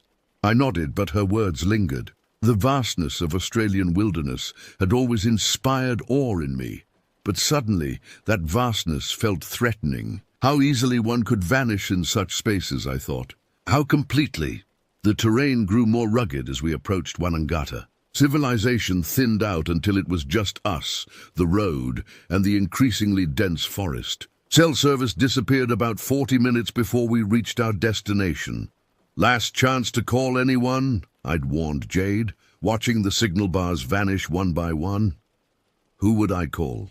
She'd responded with a smile. Everyone knows we're off-grid for the weekend. The entrance to the valley was marked by nothing more than a weathered wooden sign partially obscured by vegetation. The dirt road narrowed, forcing me to slow to a crawl as we navigated around potholes and protruding rocks. "This is perfect," Jade said, her face pressed against the window. Exactly what we wanted. The isolation was indeed what we'd sought, a complete detachment from the modern world, a chance to exist solely in nature's reality. Yet as we ventured deeper into the valley, something felt wrong. Not overtly, not in any way I could articulate, but a sensation like static electricity on my skin. We passed several potential camping spots, but Jade insisted we go deeper into the valley. "I want to be completely alone," she said. "No weekend warriors or family campers." The trees seemed to lean inward as the road narrowed further. Twice I had to stop to move fallen branches. The forest was unnaturally quiet. No birdsong, no rustling of wildlife, just the sound of our engine and the occasional creak of swaying trees. "Did you see that?" Jade suddenly asked, sitting forward in her seat. "See what?" "I thought I saw someone standing between those trees." She pointed to a dense section of forest. "Just for a second." I slowed the vehicle, scanning the area she indicated. "Probably another camper." "No," she said, uncertainty in her voice. "They weren't doing anything, just standing, watching." We continued driving, but I found myself checking the rearview mirror more frequently. The feeling of being observed intensified with each passing kilometer. Eventually we found a suitable clearing about half a kilometer from the main trail. A small stream ran nearby, perfect for our water supply, and the ground was relatively flat. I parked the SUV and we began unloading. While setting up our tent, I noticed unusual impressions in the soil about 20 meters from our site. They resembled tire tracks, but older, partially reclaimed by the forest floor. "Someone else has camped here before," I told Jade, pointing to the marks. "Of course they have," she replied practically. "This is a common camping area." Yet something about those fading impressions disturbed me. They didn't look like they'd been made by a vehicle simply parking. Rather, they suggested frantic movement, as if someone had accelerated quickly, tearing up the earth in their haste to leave. Our first night passed uneventfully, though neither of us slept well. The forest's silence was more unsettling than any noise would have been. We woke early, made coffee on our portable stove, and decided to explore before the day grew too warm. "I want to find a good fishing spot," I said, gathering my gear. Though not particularly skilled at fishing, I'd brought equipment with visions of catching our dinner. We followed the small stream, which gradually widened as it wound through the valley. The morning air was crisp, the forest still unnervingly quiet. After about 40 minutes of walking, the trail curved sharply, and that's when we saw them. A couple stood near the path, appearing as startled by our presence as we were by theirs. The man, tall, bearded, perhaps in his early 30s, held a phone to his ear, his expression tense. The woman beside him was petite, with dark hair pulled back in a practical ponytail. She offered a tentative wave. But it wasn't the couple that caught my attention. It was what lay about 15 meters beyond them. A burned-out utility vehicle and the charred remains of what had clearly once been a tent. Blackened cooking equipment was scattered around the site, and the acrid smell of burnt synthetic materials hung in the air. "Jesus," I whispered, instinctively reaching for Jade's hand. The man ended his call as we approached. "You folks camping nearby?" he asked, his accent suggesting he was from Melbourne or perhaps Sydney. I nodded. "Just down by the stream." "What happened here?" "No idea," he replied. "We just stumbled across it ourselves. I've called emergency services, though who knows how long they'll take to get out here."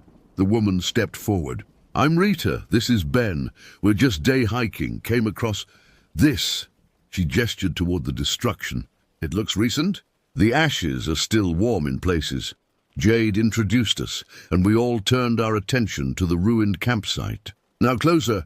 I could see unopened food packages scattered near what remained of the tent, canned beans, vacuum-sealed jerky, bottled water. Whatever had happened, it appeared to have occurred suddenly, perhaps violently.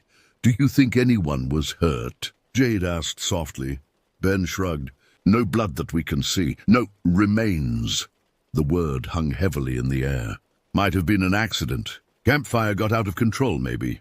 But the scene didn't suggest an accident. The vehicle was thoroughly burned, its windows shattered from heat, tires melted into the ground. The tent was nothing but a skeletal frame and ashes. It looked deliberate, methodical. "We should probably head back," I suggested to Jade, suddenly eager to distance ourselves from this disturbing discovery.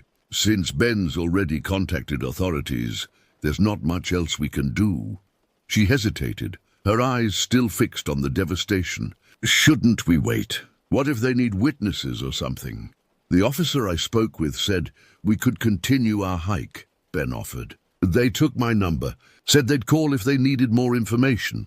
After a brief, awkward exchange of pleasantries, we parted ways. Ben and Rita continued along the trail, while Jade and I turned back toward our camp. Neither of us spoke much on the return journey, the image of the burned-out site troubling our thoughts. "Something terrible happened there," Jade finally said, as our own campsite came into view. "I can feel it." I couldn't disagree. We tried to salvage our day, to recapture the carefree spirit that had brought us to Wanangata. I attempted fishing in the stream but caught nothing. Jade collected wildflowers and identified birds with her guidebook. We prepared an elaborate lunch from our provisions, built a small controlled fire, and even attempted to play cards. But the burned campsite haunted us. Every snapping twig in the forest made us flinch. Every distant sound prompted anxious glances. "Do you think we should leave?" I asked Jade as evening approached. "We could head back to Melbourne tonight, be home by midnight." She considered this, poking at our fire with a stick. "No," she finally decided. "We came here for a reason. I don't want to let some incident ruin our weekend." The wind picked up as darkness fell, causing the trees around us to sway and creak. Our fire cast dancing shadows across the clearing, shapes that seemed to move with purpose rather than in response to the flames. "Tell me about your childhood camping trips," Jade suggested as we huddled near the fire. "The ones with your father," I obliged, recounting sanitized versions of those expeditions. I didn't mention how my father had terrified me with stories of bush monsters and lost hikers, how he'd occasionally vanish for hours to test my survival skills, leaving me alone in the wilderness. We retired to our tent earlier than planned, the darkness beyond our campfire too oppressive to endure. Inside our nylon shelter, we whispered like children at a sleepover, as if normal speaking volumes might attract unwanted attention. "Do you think whoever burned that campsite is still out here?" Jade asked, her voice barely audible above the rustling of our sleeping bags. "No," I lied. "Probably long gone." Around midnight we heard it, a vehicle's engine, distant but unmistakable. We froze, listening intently as the sound grew louder, then fainter, then disappeared entirely. "Emergency services," I suggested. "Coming to investigate the burned site." "At midnight?" Jade questioned. "And why didn't they use the main trail?" I had no answer. We lay awake for hours afterward, straining to hear any further disturbances. When sleep finally came, it was shallow and troubled. I awoke before dawn to find Jade already dressed, her face pale in the early light filtering through our tent. "Someone was walking around our camp last night," she said without preamble. "I heard footsteps very close to the tent. An animal," I suggested, though even as I spoke the words, I doubted them. "Animals don't wear boots," she replied. Despite the previous night's disturbances, we decided to stay one more day, as originally planned. Neither of us wanted to admit defeat, to acknowledge that our perfect wilderness escape had been contaminated by fear. We spent the day hiking a different trail, one that led away from the burned campsite. The forest seemed more alive here, Birds called overhead, small creatures rustled in the underbrush. We found a small waterfall, ate lunch on sun-warmed rocks, and for a few hours almost forgot what we had discovered. Almost, but not quite. The knowledge lingered, coloring everything we did with a faint tinge of dread. That evening, as we prepared our final dinner at the campsite, Jade's phone unexpectedly chimed. We both jumped at the sound. "Service?" she asked incredulously, fishing the device from her pocket. "Out here?" It wasn't service, just a delayed notification from before we'd entered the valley. But as she checked her phone, she noticed something. "We have 1 bar," she said, holding the phone up. "Just enough for texts, maybe." We spent the next 20 minutes finding the exact spot where reception existed, a small area near a large boulder at the edge of our clearing. Once located, we took turns standing there, sending messages to friends, confirming our safety, our plans to return the following day. While Jade was taking her turn at the phone spot, I noticed headlights in the distance, visible through gaps in the trees. They moved slowly, deliberately, along what must have been the main trail. Then they stopped. I called to Jade, pointing out the distant lights. We watched as they remained stationary for several minutes, then abruptly shut off, plunging the forest into darkness again. "Police?" Jade suggested, her voice hopeful. "Still investigating?" "Maybe," I said, but the knot in my stomach tightened. We stayed close to our campfire that night, adding more wood than necessary, creating a circle of light that felt like our only protection. When we finally retired to our tent, neither of us suggested separating to use the improvised toilet area we'd established in the woods. Instead, we used a plastic container inside the tent, an indignity that seemed preferable to venturing into the darkness alone. Despite our exhaustion, sleep eluded us both. Every sound from the forest registered as a potential threat. The wind, which had been consistent throughout our stay, died completely around 2 a.m., leaving an unnatural stillness. "Tomorrow we leave," Jade whispered. "First light." I nodded in the darkness, reaching for her hand. We packed hastily at dawn, skipping breakfast in our eagerness to depart. The forest, beautiful just days before, now seemed menacing in the grey morning light. Every shadow concealed potential danger. Every sound signaled approaching threat. As we drove out, following the rough trail back toward the main road, Jade spotted something I missed.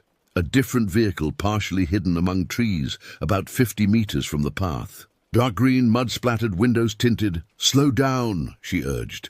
"Look over there." I glimpsed it briefly before a bend in the road obscured our view. "Probably belongs to other campers," I suggested, but neither of us believed it. The relief when we finally reached paved road was palpable. As cell service returned, Jade's phone began buzzing with accumulated notifications. Most were trivial, social media updates, news alerts, but one message from her sister caught her attention. "Listen to this," she said, her voice tense. "Have you heard about the missing elderly couple near where you're camping? It's all over the news." Back in Melbourne, we learned the full extent of what had happened. An elderly couple, Harold and Irene Whitley, both in their 70s, had been reported missing by their daughter when they failed to return from their camping trip to Wanangata Valley.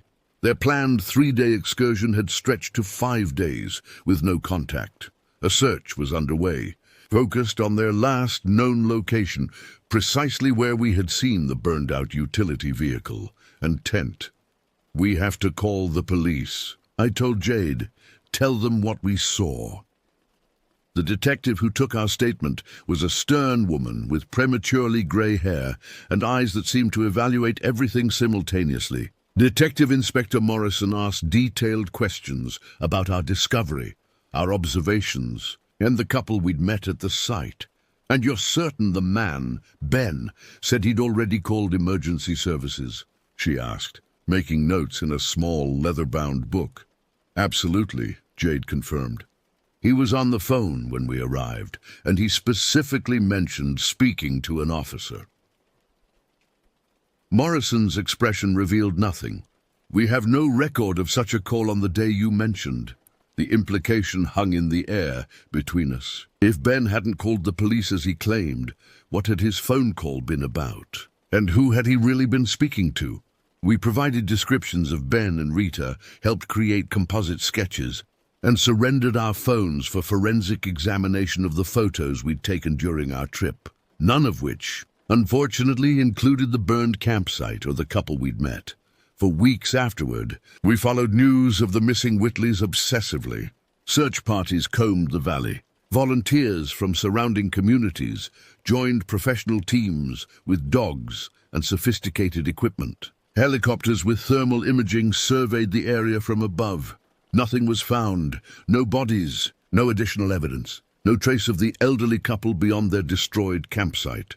The case dominated local news cycles, then gradually faded as other stories took precedence. But for Jade and me, it remained vivid, inescapable. We found ourselves discussing it constantly, reconstructing our experience, questioning our memories, wondering what we might have missed.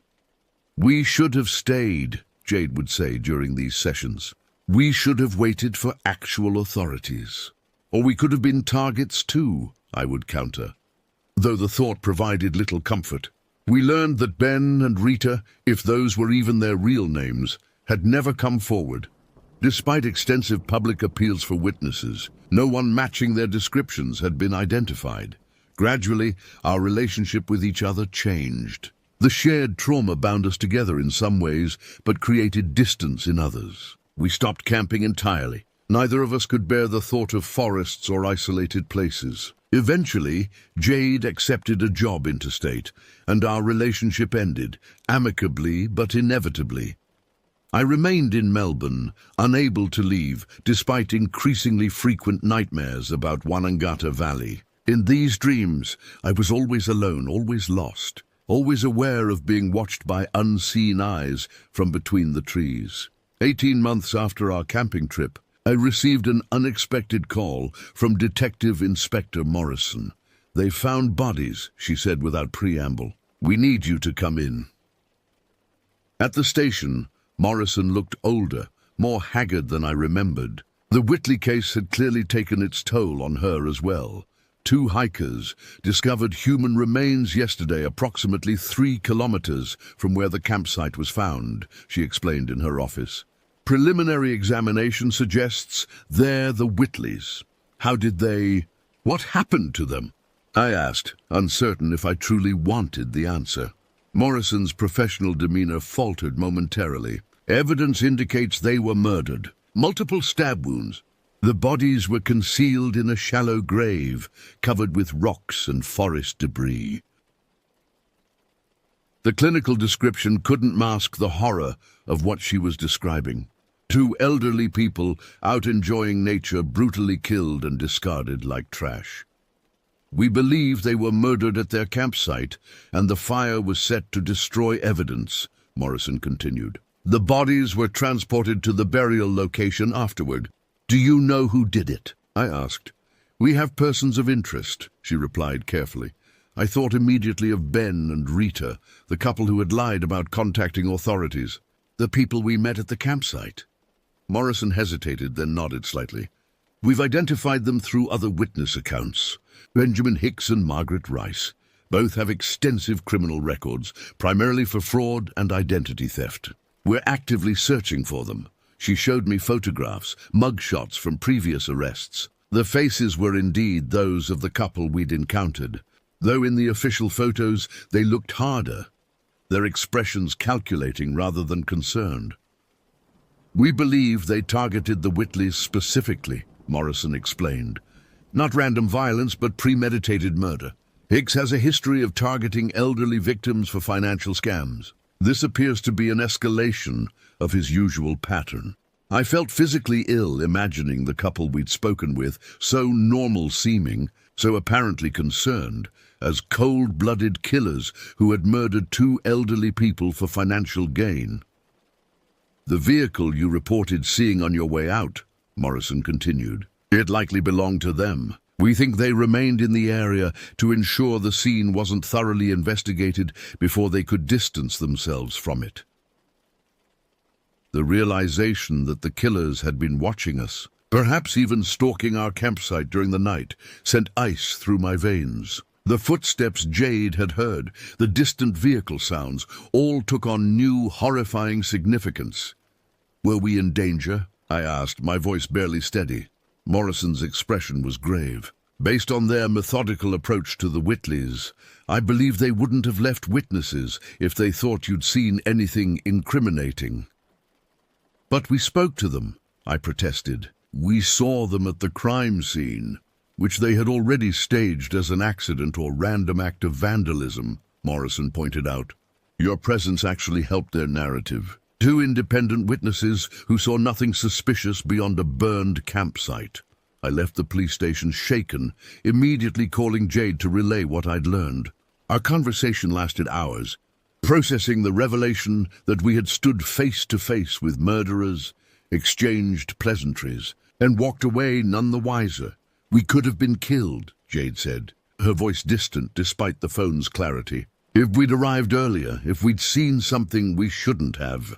The thought was too terrible to complete. The trial of Benjamin Hicks and Margaret Rice dominated headlines when they were finally apprehended 3 months later, attempting to cross into New Zealand using forged passports. The prosecution's case was devastating. Forensic evidence from the murder scene, financial records showing they had systematically emptied the Whitleys' accounts, and testimony from previous victims of their scams.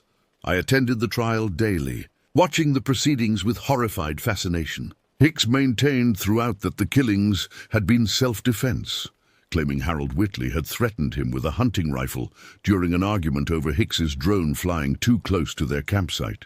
"He rushed the old man, took his gun, and shot both of them," the prosecutor summarized during closing arguments, "then methodically burned their possessions, buried their bodies, and spent the next week emptying their bank accounts before disappearing. These are not the actions of someone fearing for their life. These are the actions of predators who saw opportunity in vulnerability."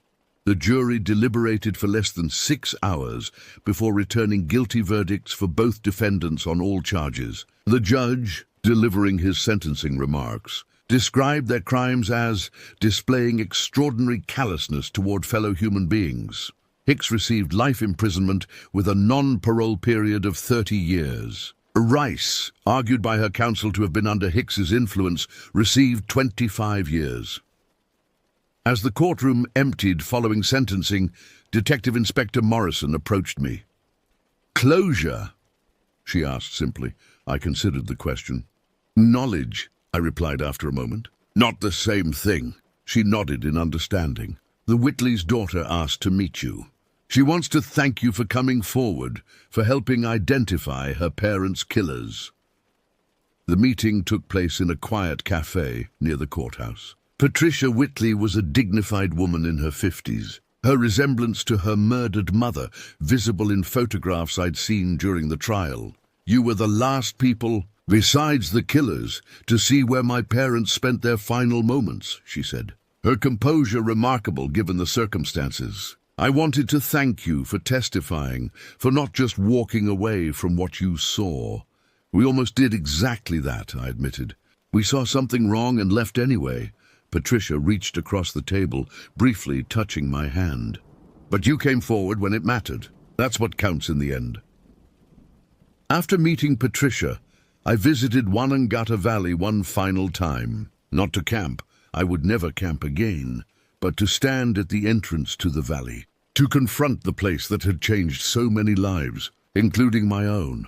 The forest remained as it had been, indifferent to human suffering, neither malevolent nor benign. The horror that had occurred there came not from the wilderness itself, but from what people had brought into it. Greed, cruelty, capacity for violence. I remembered how Jade and I had sought isolation, had deliberately chosen the most remote spot we could find. We had craved detachment from civilization, never considering that civilization, for all its flaws, also provided protection, the security of community, of witnesses, of help within reach. As I drove away from Wanangata Valley that day, I understood that true horror resided not in darkness or isolation, but in the terrible things people do to one another when they believe no one is watching. The burned campsite, the shallow grave, the lives extinguished for mere financial gain, these were human creations, human choices. The most terrifying forest is the one we create ourselves.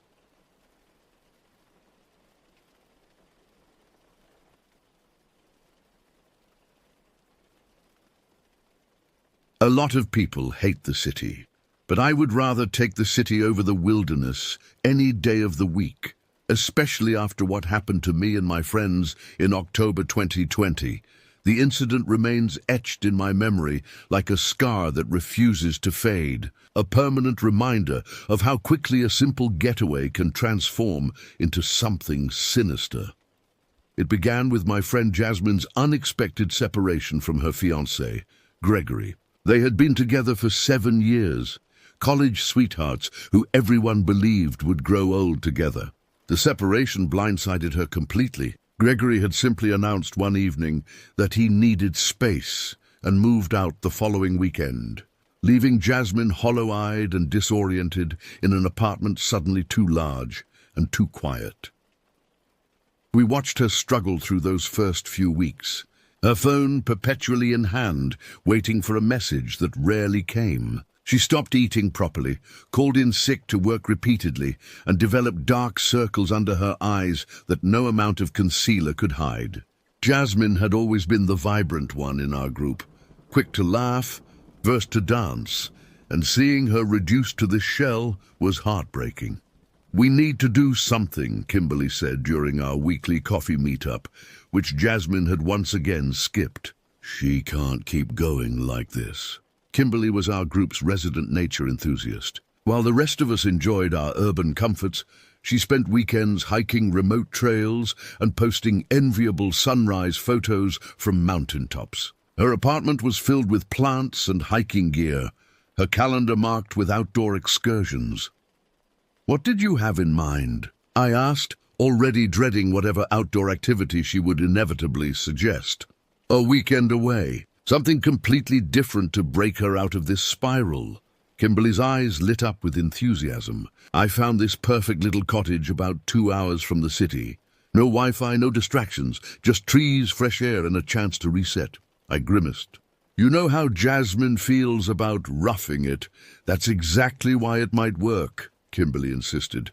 "It's so far from her normal life that it might snap her out of this funk. Plus, it's not real camping.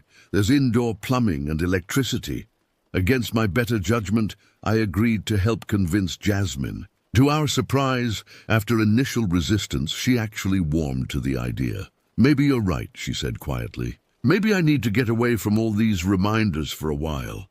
We scheduled the trip for the following weekend, a single night away that would change everything. The drive out of the city began pleasantly enough. Kimberly drove, enthusiastically pointing out changing leaf colors as concrete gave way to increasingly dense forest. Jasmine sat silently in the passenger seat, occasionally nodding at Kimberly's commentary, but mostly staring out the window. I occupied the back seat, watching the signal bars on my phone gradually disappear as we ventured deeper into isolation. The last 20 minutes of our journey followed a narrow, unpaved road that wound through thick forest. The trees pressed close on either side, branches occasionally scraping against the car like fingernails. October had stripped many of them bare, creating a canopy of skeletal limbs that filtered the afternoon sunlight into strange, shifting patterns across the dashboard. "This is it," Kimberly announced as we rounded a final bend and the cottage came into view. My heart sank.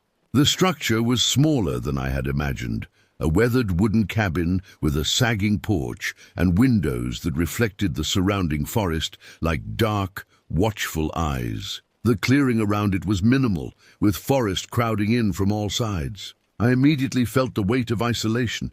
"It's quaint," I offered, trying to sound positive. "It's perfect," Kimberly insisted, already pulling bags from the trunk. Jasmine remained uncharacteristically quiet as we approached the cottage. The wooden steps creaked beneath our feet, and the key required significant jiggling before the lock finally surrendered with a reluctant click. The interior matched the exterior in its rustic simplicity. A small living area with a fireplace and worn furniture opened into a basic kitchenette. A narrow hallway presumably led to a bathroom and perhaps a bedroom, though we had already agreed to sleep in the main room together. "No cell service," I announced, raising my phone in various directions. "That's the point," Kimberly beamed. "Just us and nature." The cottage smelled of dust and disuse, with undertones of something earthier that I couldn't quite identify. As I helped unpack our supplies, I couldn't shake the feeling that the little structure hadn't welcomed its visitors. Its silence felt watchful rather than peaceful.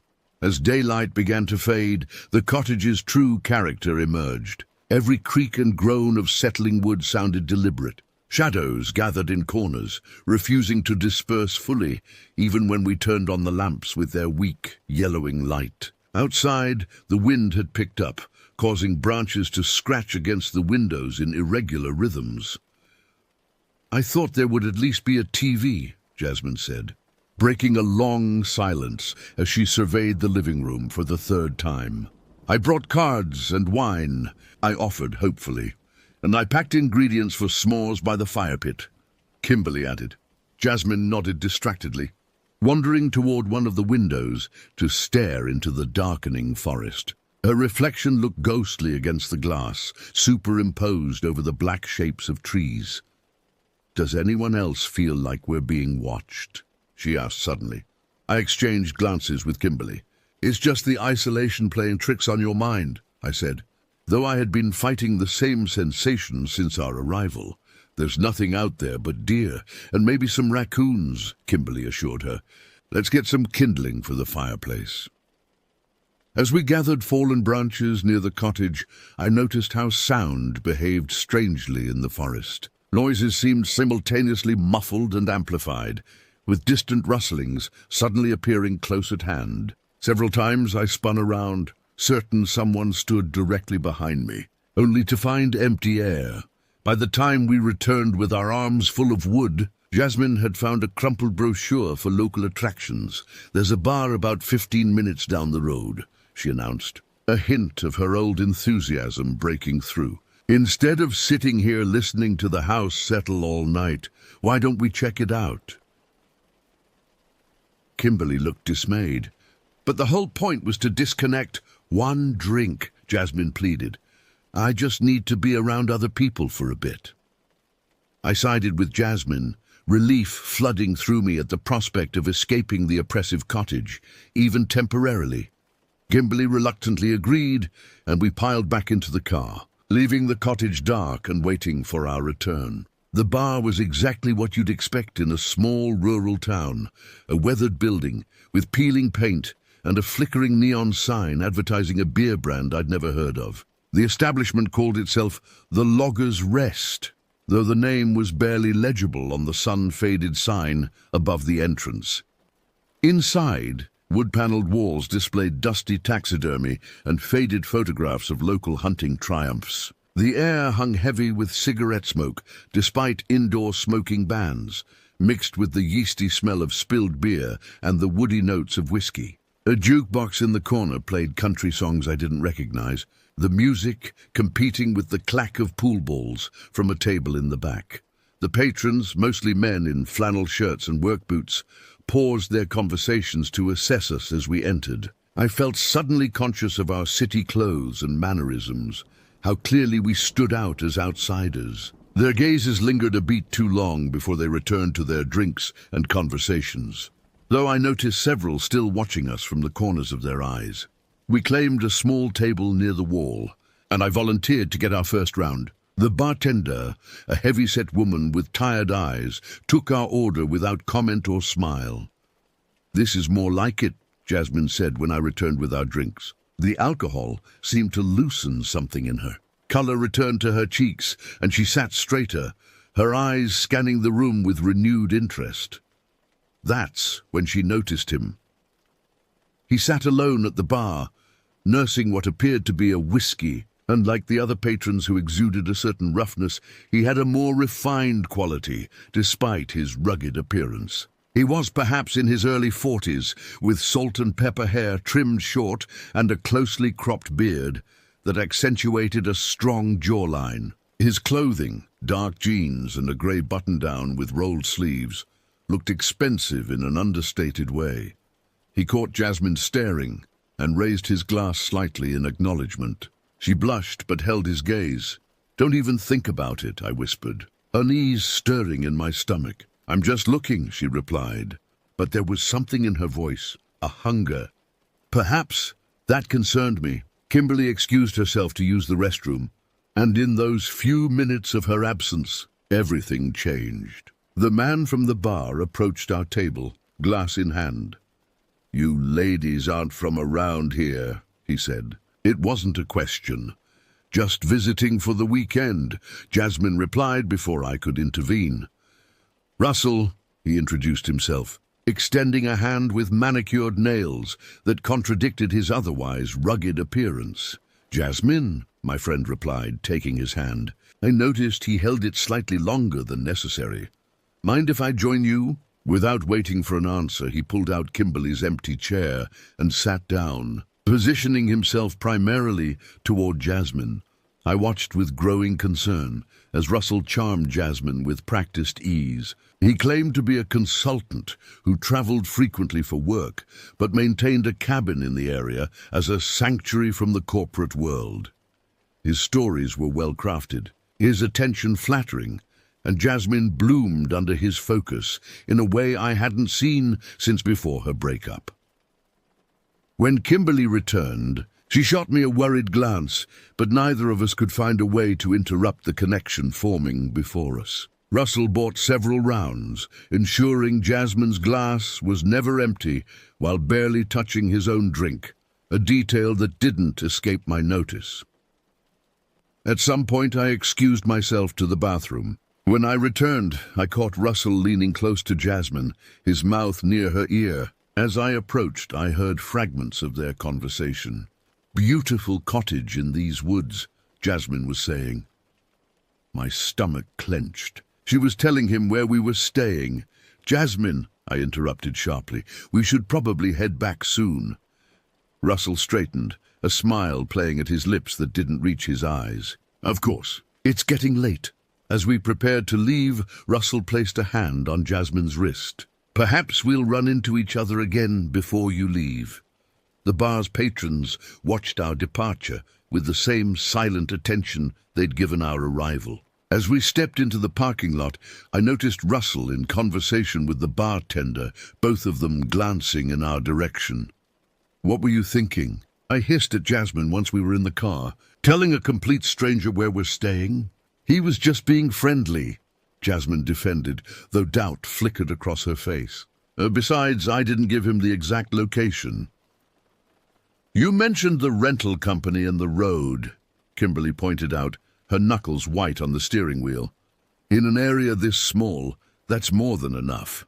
The drive back to the cottage was tense and silent. The alcohol had created a false sense of warmth and security in the bar, but as we drove through the pitch-black forest, reality reasserted itself. The headlights carved a narrow tunnel through the darkness, beyond which anything or anyone could be watching and waiting.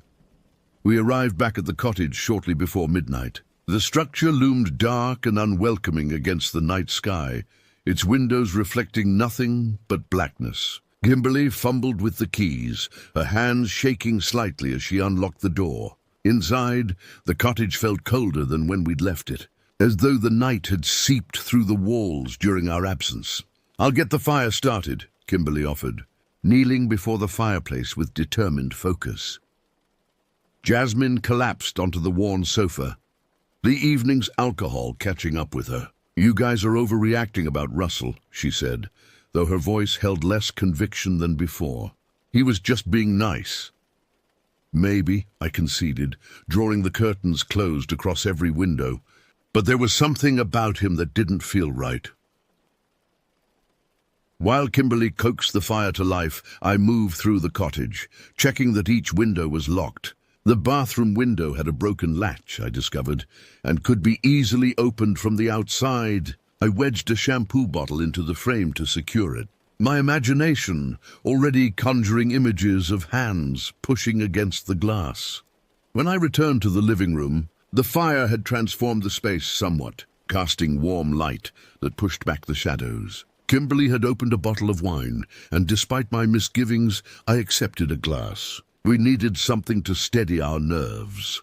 "Let's talk about something else," Kimberly suggested, settling into an armchair. "Remember that time we got lost hiking and ended up at that weird abandoned house?"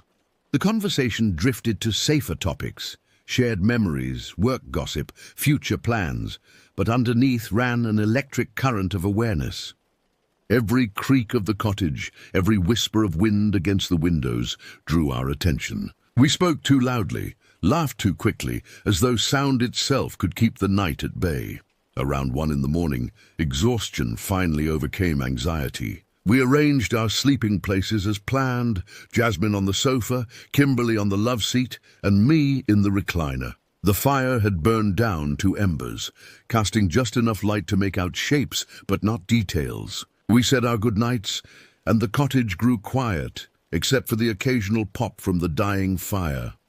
I don't know how long I slept before I became aware of a sound intruding on my consciousness. It wasn't loud, just a faint rhythmic tapping that my sleeping mind tried to incorporate into my dreams before recognition jolted me awake.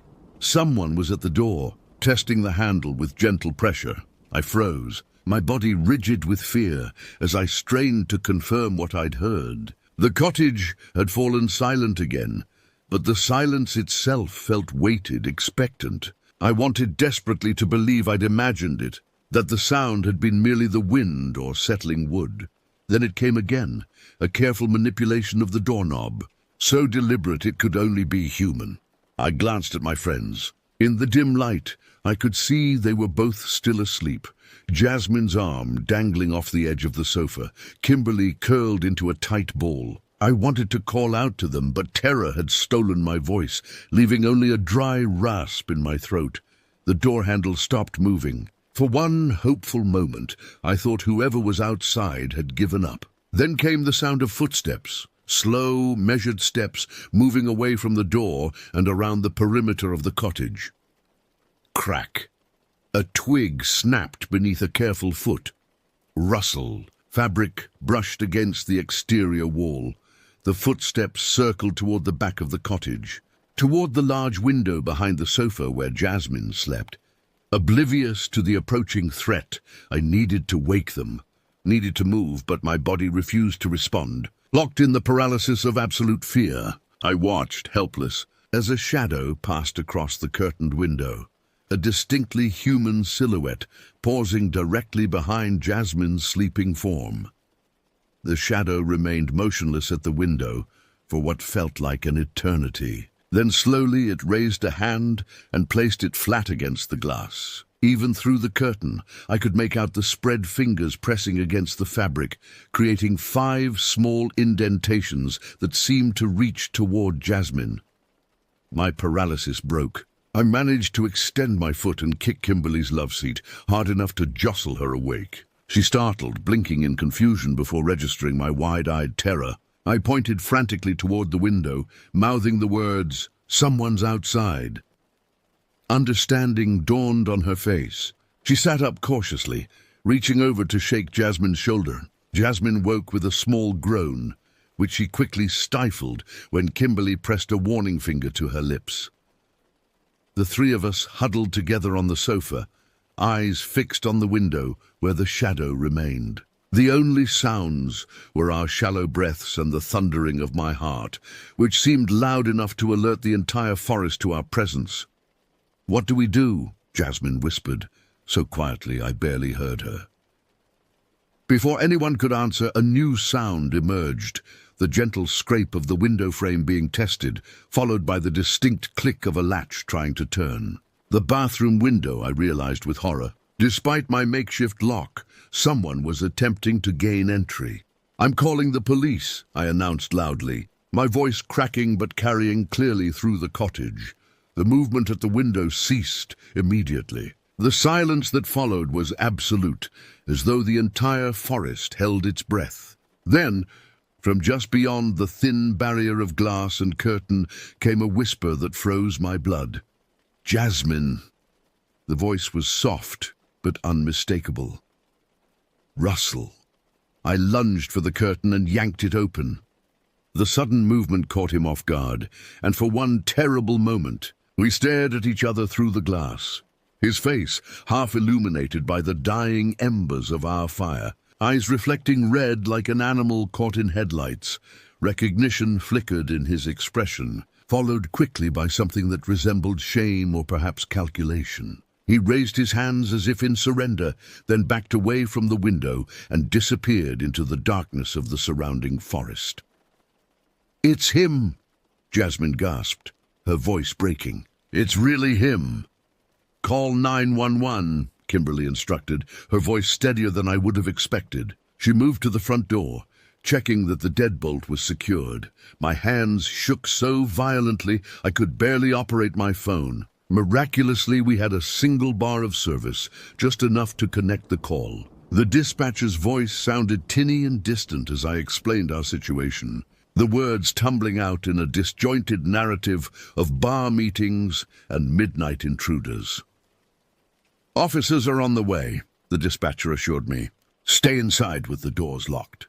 Is there somewhere you can secure yourselves until they arrive?" We retreated to the bathroom, the only room with a locking door, bringing blankets and our phones. Huddled in the tiny space, we listened for any sound that might indicate Russell's return. The minutes stretched endlessly, each creak and groan of the cottage amplified by our fear. Why would he follow us? Jasmine whispered, hugging her knees to her chest. What did he want?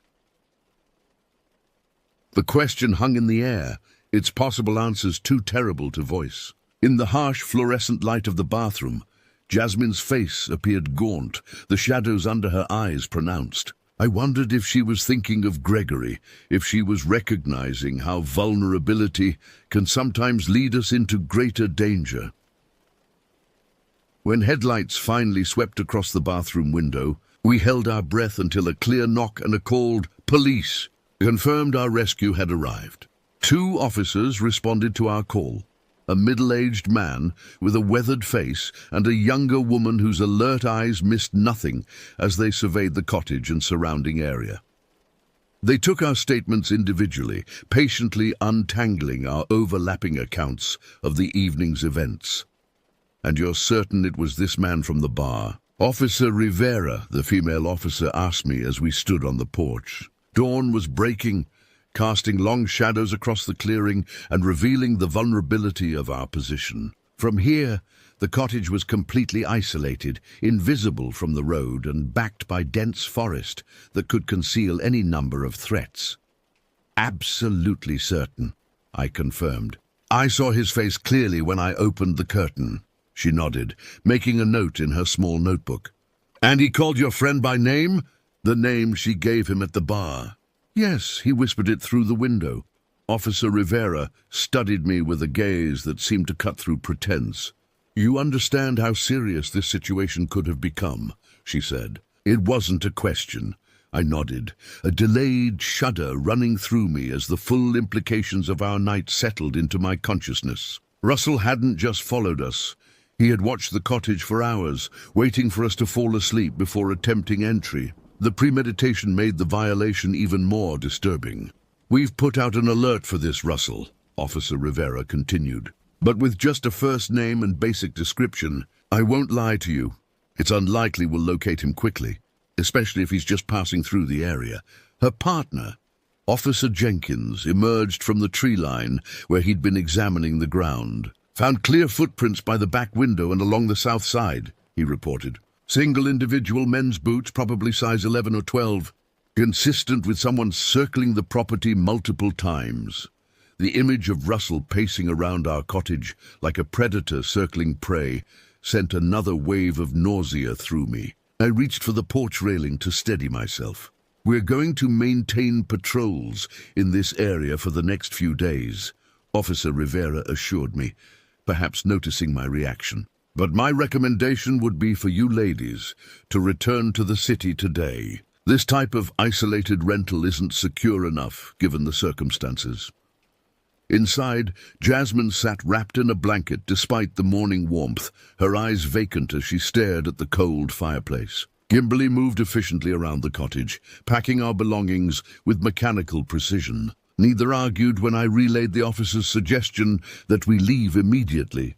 By 9 o'clock, the police had completed their investigation, promising to contact us if they located Russell or developed any leads. We loaded our bags into Kimberly's car in silence, each lost in private thoughts about what had transpired and what might have happened had circumstances been slightly different.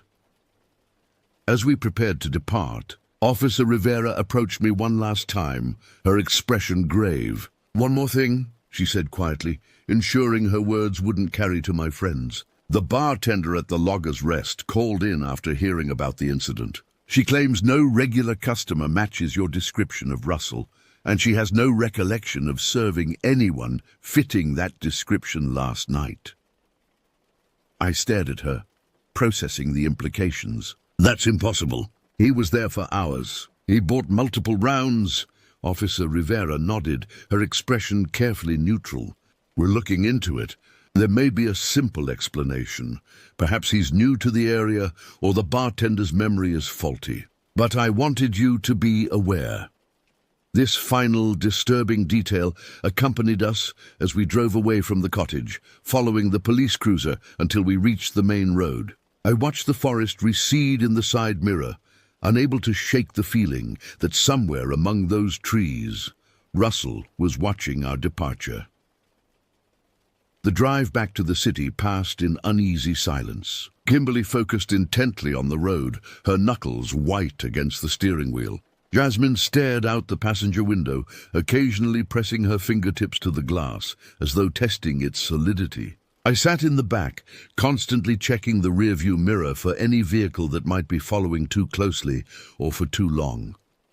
We stopped only once, at a busy highway service station, flooded with fluorescent light and populated with travelers. The normality of the scene, families purchasing snacks, truck drivers refueling, teenagers laughing over their phones, felt surreal after our night of terror. I found myself studying every male face, searching for Russell's features among the strangers. When we finally reached the city outskirts, the familiar skyline rising before us, I felt a release of tension I hadn't realized I'd been holding. The grid of streets, the flow of traffic, the presence of people everywhere, all represented safety in my mind. A shield against the isolated vulnerability we had experienced. We dropped Jasmine at her apartment first. Kimberly and I insisted on accompanying her inside, checking each room, before we felt comfortable leaving her alone. Her apartment showed lingering signs of her breakup with Gregory, empty spaces on shelves where his belongings had been. A collection of framed photos turned face down on a bookcase. "I'll stay with you tonight if you want," I offered. Concerned by Jasmine's continued quiet, she shook her head. "I'll be fine. I'll double-check the locks, keep the lights on."